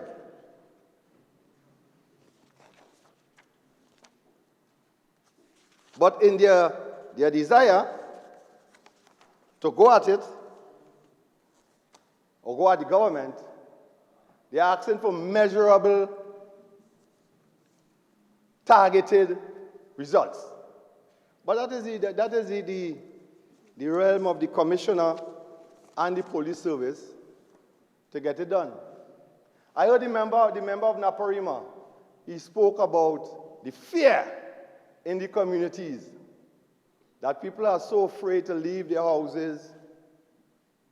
They are so afraid that they go out quickly and they return. I don't know if he was in Trinidad and Tobago over the last few weeks, but that wasn't what I saw. I saw thousands upon thousands upon thousands of people in the streets of almost any city in Trinidad and Tobago. I'm not playing down the trauma of the crimes and the trauma of the murders that is taking place. But I want to say that over the last few weeks, Trinidad and Tobago, Tobagonians have been out of their homes in their numbers. As a matter of fact, there is a debate, and the Commissioner of Police have said that the carnival celebrations was the safest carnival in history. So, where's the fear, member for Naparima, that the population has about what is going on with the crime and so forth, that they didn't participate in the carnival celebrations throughout Trinidad and Tobago? Not just in Port of Spain, but in San Fernando, in Arima, in Tobago, and they were out not just for the 2 days of Carnival, but for the entire season, for all the different competitions in all the different aspects of the Carnival. So this desire to give the impression that Trinidad and Tobago we are cowering in fear. Yes, countries give travel advisory to their citizens when they are visiting other countries. That is normal. And you get travel advisories from United States, from England, from Australia, warning their citizens, obviously, when they are going to a country, of the various areas that they should avoid. That is normal. But the situation in Trinidad and Tobago, in terms of the crime and the murders, is not as, especially during the Carnival period, when Trinidadians are out to enjoy themselves and to portray to the world that we are safe. You're safe to visit us, safe to spend time with us, safe to be a part of our society and enjoy all the various aspects that we have in our society. And in stating that the government unwilling and unable to articulate specific, measurable, timely outputs oriented towards crime reduction targets, it's a matter for the police commissioner and the police service. And I must join with the Minister of National Security in commending the police service and the Commissioner of Police on an excellent job done over the Carnival period. And being a former member of the Protective Service, we need to thank the security forces, police, soldiers, for the long hours they work during that period to ensure that our citizens are safe. It's long hours. It is not only long hours they work, but they sacrifice their families. Because believe it or not, the families, the children, the spouses of policemen and policewomen go out in their numbers to enjoy the facilities as well, without the guidance of their loved ones, who is on duty looking to ensure that the citizens of the country are safe. So I find this entire debate really is vexatious. It's political in nature, because there's nothing presented by any of the people on the other side, members on the other side, that says that when they were in power, they did anything better. They did anything differently. They undermined the structure that was put in place. They prefer to have a commissioner who was just acting. Madam Speaker, in accordance with Standing Order 53, I beg to move that the debate on this private member motion number 1 be adjourned.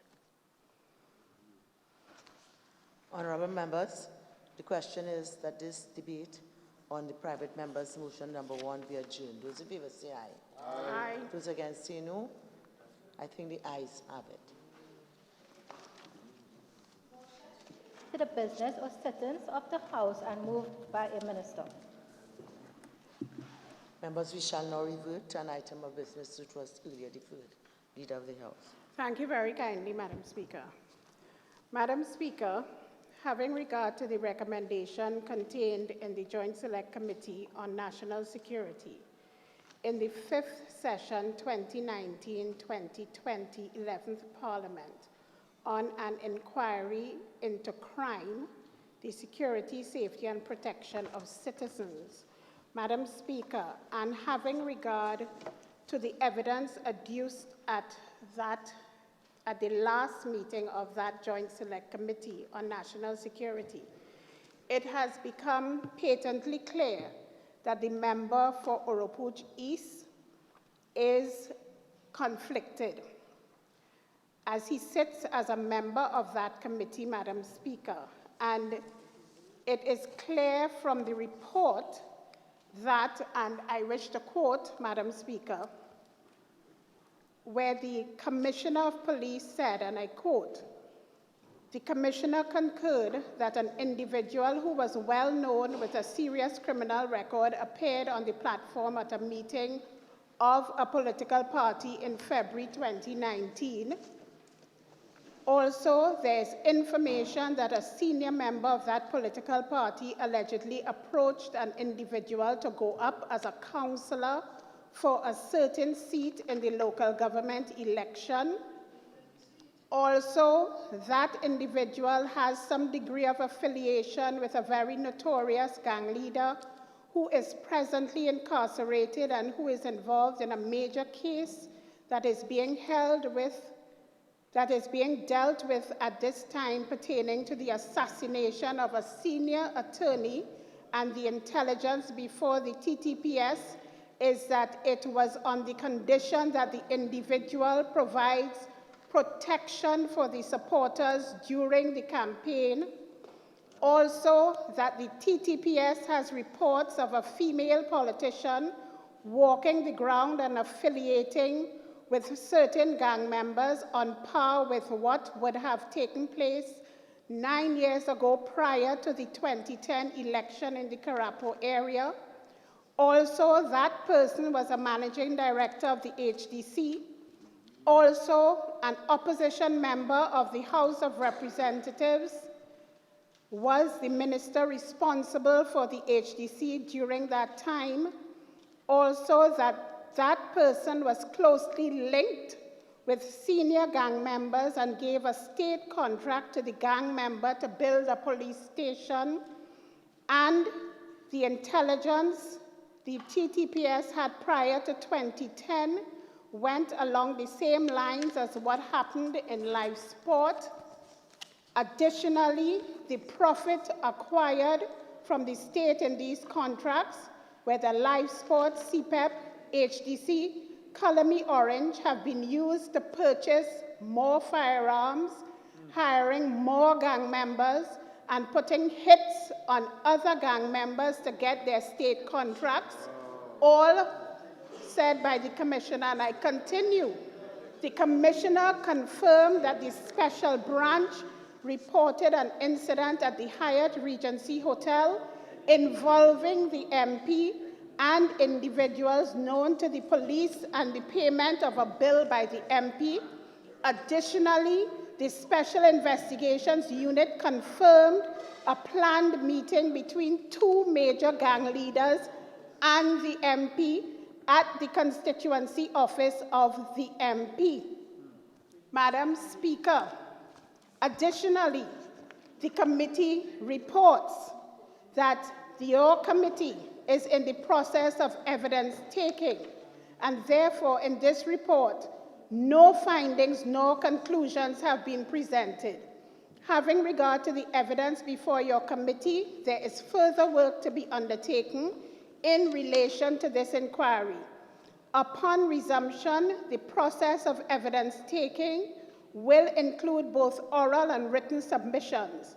However, your committee is of the view that given the evidence presented, Dr. Roodal Moonilal has a personal and direct interest in this inquiry and should not, I repeat, should not be allowed to participate any further in this inquiry as a member of your committee.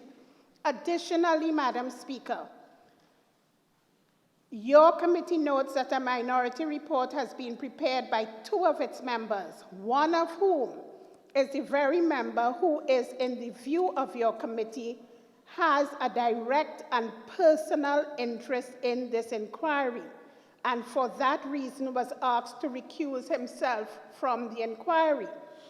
On account of his refusal to recuse himself, your committee was constrained to suspend its work and refer this matter to this honorable House in anticipation that the House will approve the recommendation in paragraph 8.1 below, so that the inquiry could continue. Your committee therefore recommends that Dr. Roodal Moonilal should not serve as a member of the Joint Select Committee on National Security. Madam Speaker, clearly it is impossible and going against issues of fairness and decency for the member for Oropouche East to sit on this committee. Madam Speaker, if the member for Oropouche East had any decency, he would have recused himself from this committee.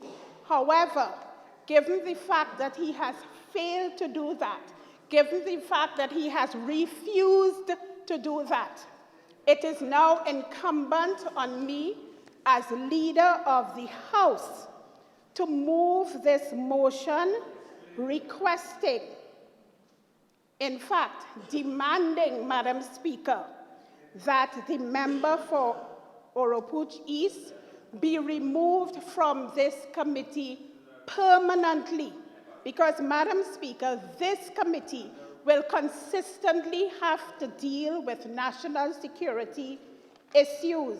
And, Madam Speaker, it is clear that the member for Oropouche East will consistently be conflicted. Madam Speaker, I repeat, if the member for Oropouche East had any decency, he would have removed himself and not have us in this House have to ask for his removal. Madam Speaker, I beg to move, therefore, that with immediate effect, Dr. Roodal Moonilal should no longer serve on the Joint Select Committee on National Security. Madam Speaker, I beg to move. Honourable members, the question is that be it resolved that with immediate effect that Dr. Roodal Moonilal no longer serve on the Joint Select Committee on National Security. All in favour say aye. Aye. Any against? I think the ayes have it.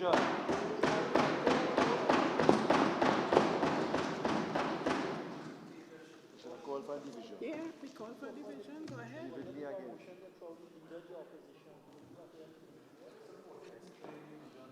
Mrs. Robinson Regis. Aye. Mr. Alwari. Aye. Mr. Imbert. Oh, most certainly. Mr. Young. It's about time. Aye. Mr. Dial Singh. With pleasure. Aye. Mr. Hinds. Mr. Mitchell. Aye. Ms. Kudrow. Mr. Garcia. Dr. Caspi Dolly. Aye. Mr. Ford. Yes. Mrs. Critchlow Coburn. Aye. Miss Dr. Francis. Aye. Mrs. Jennings Smith. Aye. Mr. Leon. Yes. Mr. Antoine. Yes.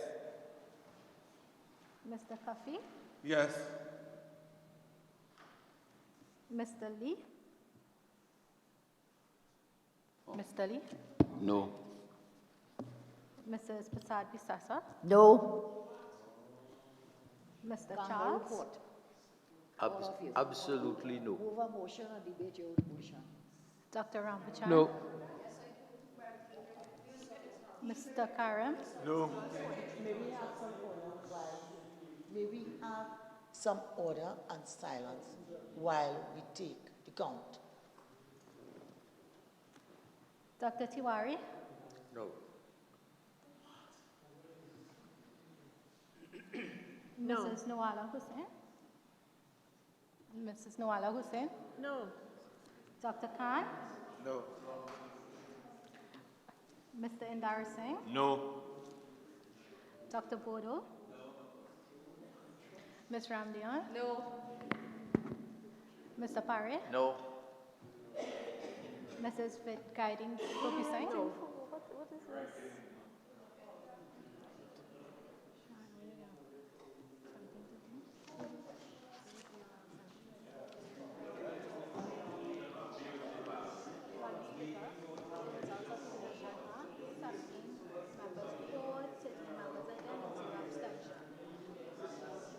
Seventeen for. Yes, 13 against and 0 abstention. Honorable members, on a division, 17 members voted for, 13 members voted against. There were no abstentions. The motion is therefore carried.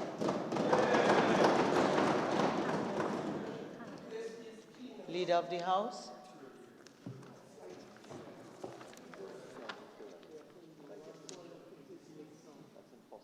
Madam Speaker, having regard to the recommendation contained in the interim report of the Joint Select Committee appointed to consider and report on the Cannabis Control Bill 2019 in the 5th session, 11th Parliament, I beg to move that the committee be allowed an extension of 2 months in order to complete its work and submit a final report by April 30th, 2020. Thank you, Madam Speaker.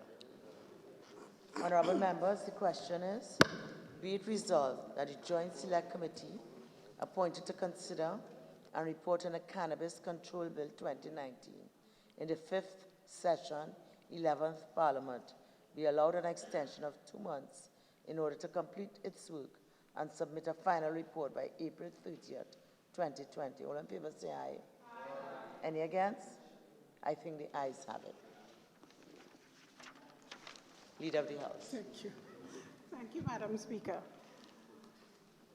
Madam Speaker, I beg to move that this House do now adjourn to Wednesday, the 4th day of March 2020 at 1:30 p.m. Madam Speaker, at that time, we will deal with motion number 1 under committee business, and that is, be it resolved that this House adopt the report of the Joint Select Committee appointed to consider and report on the Mutual Administrative Assistance in Tax Matters Bill 2018 and related bills. Honorable members, there is one matter that qualifies to be raised on the motion of the adjournment of the House. I will now call upon the member for Tabakit. Thank you, Madam Speaker. Madam Speaker, I have brought this matter on the adjournment, simply entitled The Unacceptable Rate of Violence Against Minors, but particularly children in the country. Because I do believe, Madam Speaker, that this Parliament has a duty to speak on behalf of a segment of our population whom we often describe as the future, but in my view, for whom, and for many of whom, there is inadequate protection, and that many of them are being treated in a manner that often does not befit the status of a human being or a person. Madam Speaker, when I speak today about the unacceptable rate of violence against minors, I'm not just referring to violence against minors that is taking place in their homes, where parents are involved, or where guardians are involved. But, Madam Speaker, I'm also talking about the kind of violence that is also taking place in learning environments, where you have children with different disabilities, where you have children on the autistic spectrum, where you have children with ADD and ADHD. conditions which are not very much understood in the educational system. And these children are subjected to emotional abuse and sometimes physical abuse. So that I hope that by raising this matter, as I do this afternoon, in the very short time that we have, I will, in fact, be speaking, along with every member of parliament here today, on behalf of the children of this country who need to be protected. Madam Speaker, as I speak, you know, recently we had the story of child abuse dominating the social and traditional media with the death of 8-year-old Mukisha Maynard. And the story had several spins attached to it, initial reports indicating she was beaten to death. Later, we would hear it was not as a result of physical abuse or physical abuse and what have you. But the point is that just hearing reports that children are being beaten, ill-treated, and killed at the hands of parents, guardians, relatives, sometimes neighbors, is enough to get anyone more than upset, especially when we also hear that they are kidnapped and tortured by strangers, as has also occurred in this country. We remember Sean Luke, we remember other children, Amy Anamonturo, and we also remember 13-year-old Pamanand Pasad, who on October 29, 2006, a student of Chaguanas Junior Sec, was beaten, buggered, tortured, and murdered at Crown Trace Enterprise, and a neighbor was arrested for his crime. Madam Speaker, these are not just about sad stories, and I don't think that, you know, the conscience of this country and nation should only be awakened when something like this happens, because that is what happens. The conscience of the country gets awakened, social media is a buzz, and then after 2 or 3 days, it's forgotten. The child is forgotten, the incident is forgotten, and we go on with our lives. The reality is that we have to be keepers of our children's future. And I would like to think that we need desperately in this country, desperately, to develop a new culture of child protection in Trinidad and Tobago.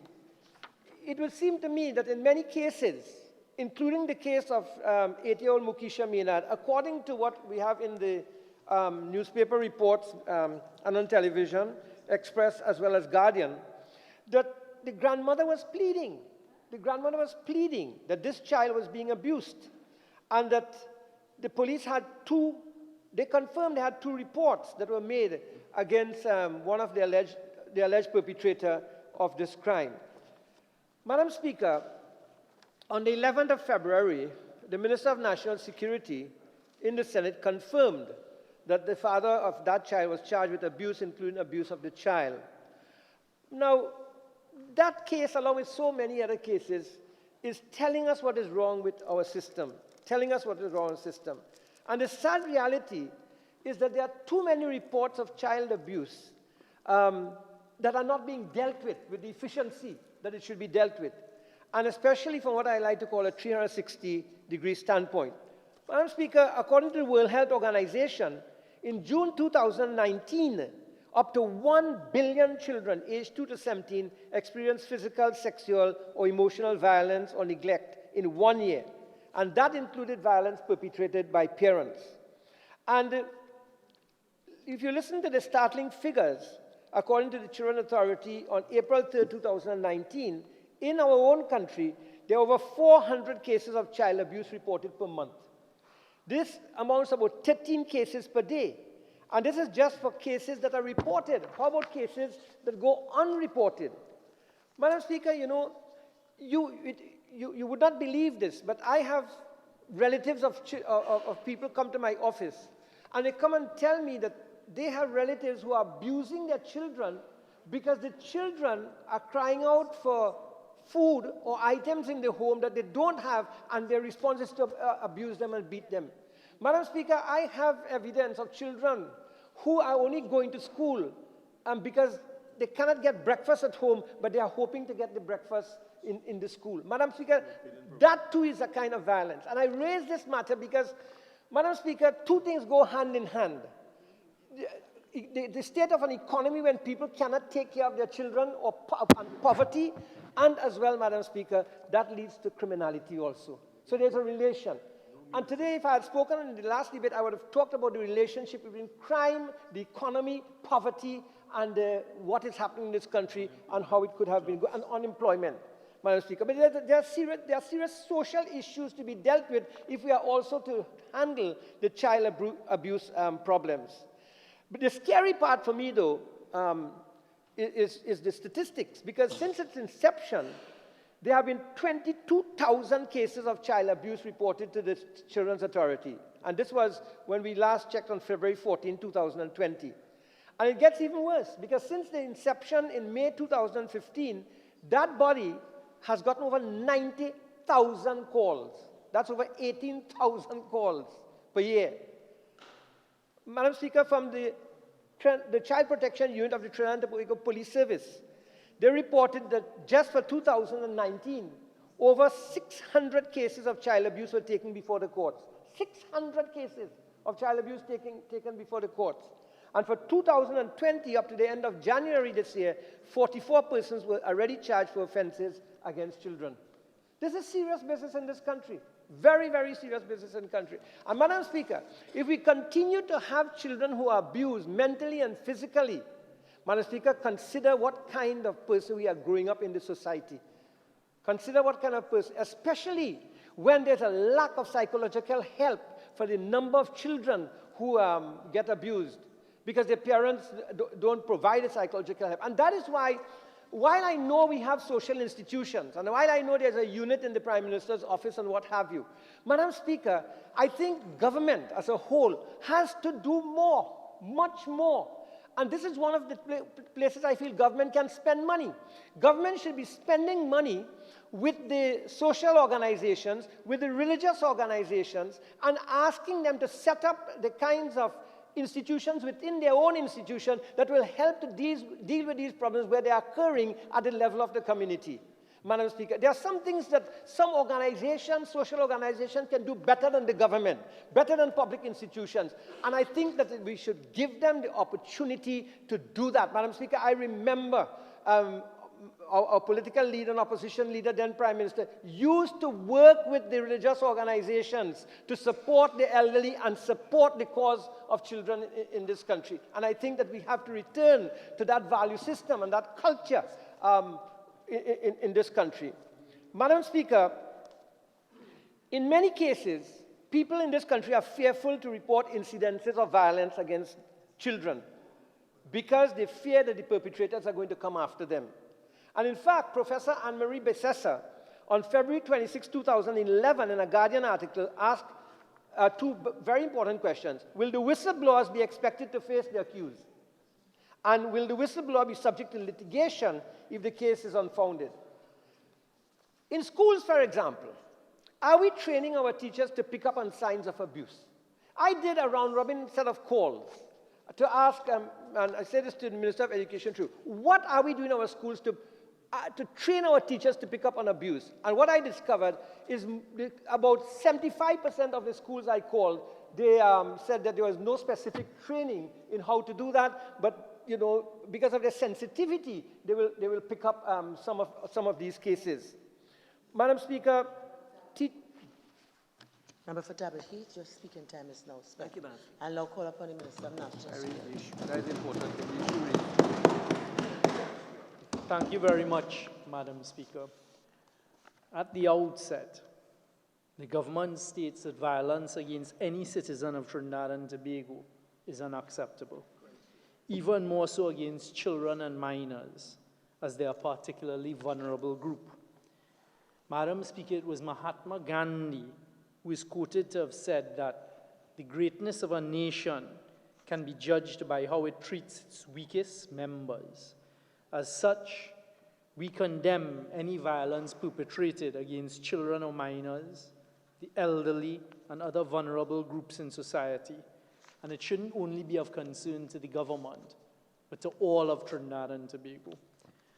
The government's response, according to the Trinidad and Tobago Police Service, the Child Protection Unit within the Trinidad and Tobago Police Service, and the Children's Authority are two of the main agencies tasked with the responsibility for the protection of children in Trinidad and Tobago.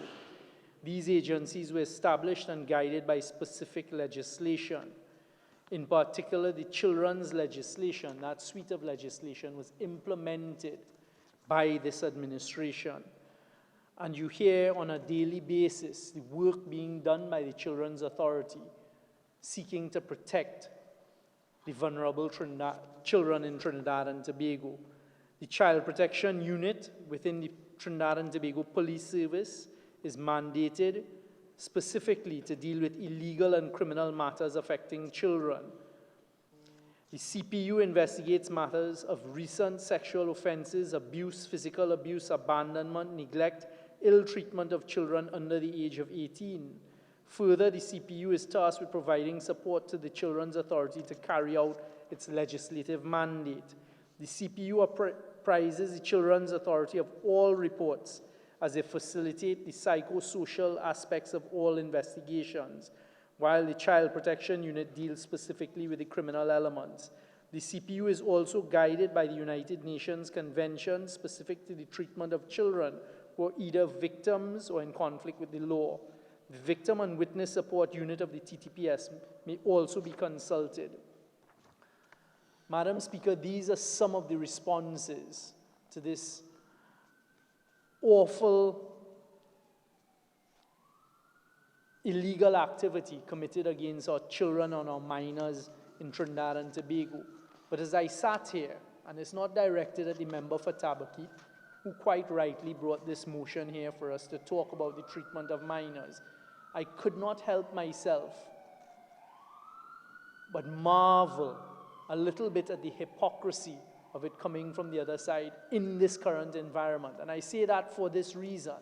The member for Caroni Central could stoops, but it is on record that within the last 48 to 72 hours, we have had a main supporter, someone who the member for Oropuch East, as usual, is in photographs with, hugging, drinking with, taking a photograph of a young girl on a carnival truck. Innocent young girl. And that was what was being used by the UNC to attack the Prime Minister. The same member for Oropuch East in 2015, hanging banners in his constituency, talking about pedophilia, and using that as their political platform to attack the leader of the People's National Movement. But to come here today and to want to talk about the protection of minors, the protection of minors starts with not having abortions, not having paid for abortions by members of the medical fraternity, and maybe the husband of members of the opposition who are paid to carry out abortions. You want to talk about criminality. And the member for Oropuch East, who funds and is there with Skippy Barrington, encouraging them to take a picture of an innocent young girl, her mother taking a photograph of her, and the Prime Minister of Trinidad and Tobago. I stand on 48.6, Madam Speaker, 48.6. Please continue, member. That is the DNA, Madam Speaker, of those on the other side. So don't come here in this parliament and you see? They want to talk about reality. I talk about reality. You in photographs with Skippy, you in Scopoga. You want to raise an objection on standing order? No, member for Couva South, turn and face me kindly. I've asked if you want to raise an objection on the standing orders. 48.6, Member for Port of Spain North, St. Anne's West, with respect to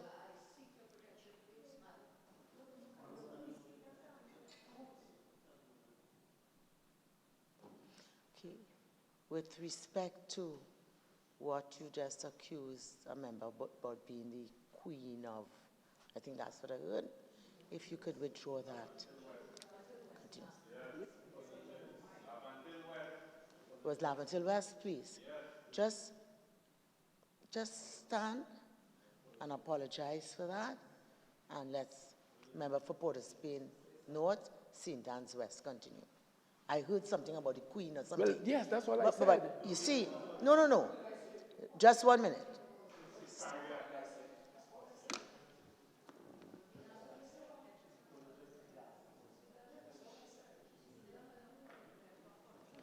While all you might have said was that the Queen, it was said in support of something else that was being said.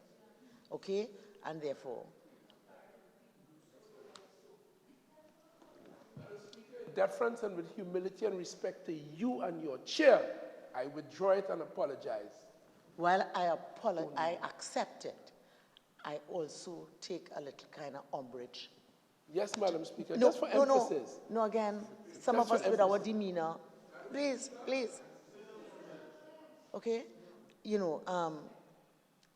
Body language kind of, okay? Inside of here today. Something about body language not going right with me. So I know you can do much better, so I'll allow you. I humbly withdraw even that. That was for emphasis, but I mean absolutely no disrespect to you and your noble chair, Madam Speaker. I hold you in the highest esteem. Madam Speaker, having only said the member is the Queen, I withdraw that. No. Let's don't repeat it. Just, member for Laventille West, I really, when you said highest esteem, I almost felt I was an angel. But I don't want it repeated. Just kindly withdraw it, and we will let the member for Port of Spain North, St. Anne's West. It seems like your time almost expired. Quickly. I withdraw, Madam Speaker, with great humility. Thank you very much. Member. Much, Madam Speaker. So, Madam Speaker, getting back to the protection of minors, the protection of minors encompasses, as the member for Tabaquite was rightly expanding, it also encompasses not utilizing social media, photographs of innocent people and innocent children to further the attacks on the Prime Minister. So let's start with that. Madam Speaker, the Trinidad and Tobago Police Service through the Child Protection Unit, the Children's Authority, as well as the Office of Prime Minister and Minister Webster Roy's leadership are working to protect minors in this country and will continue to do so, including the building of additional safe houses. There are educational programs for children who are part of, unfortunately, abuse, and we just recently agreed to continue that in the Cabinet of Trinidad and Tobago. So, Madam Speaker, I join with the member of Tabaquite. If his submission is that we must do more to protect minors in Trinidad and Tobago, and I do so without reservation. Leader of the House. Thank you very much, Madam Speaker. Madam Speaker, I would like to indicate in the adjournment that apart from the continuation of the debate on motion number 1 under committee business, we will also be doing motion number 2 that appears under government business on the supplemental order paper, and we will be doing bill number 4, which is an act to amend the Constitution, Prescribed Matters Act, Chapter 102, the Interpretation Act, Chapter 301, and the Judicial and Legal Service Act, Chapter 601. The motion on the sexual offences. I said that. Ma'am? Sexual offences. Thank you kindly. Honorable members, the question is that this House now do adjourn to Wednesday, 4th of March, 2020 at 1:30 p.m. All in favor say aye. Any against? I think the ayes have it. This House now stands adjourned to Wednesday, 4th of March, 2020 at 1:30 p.m.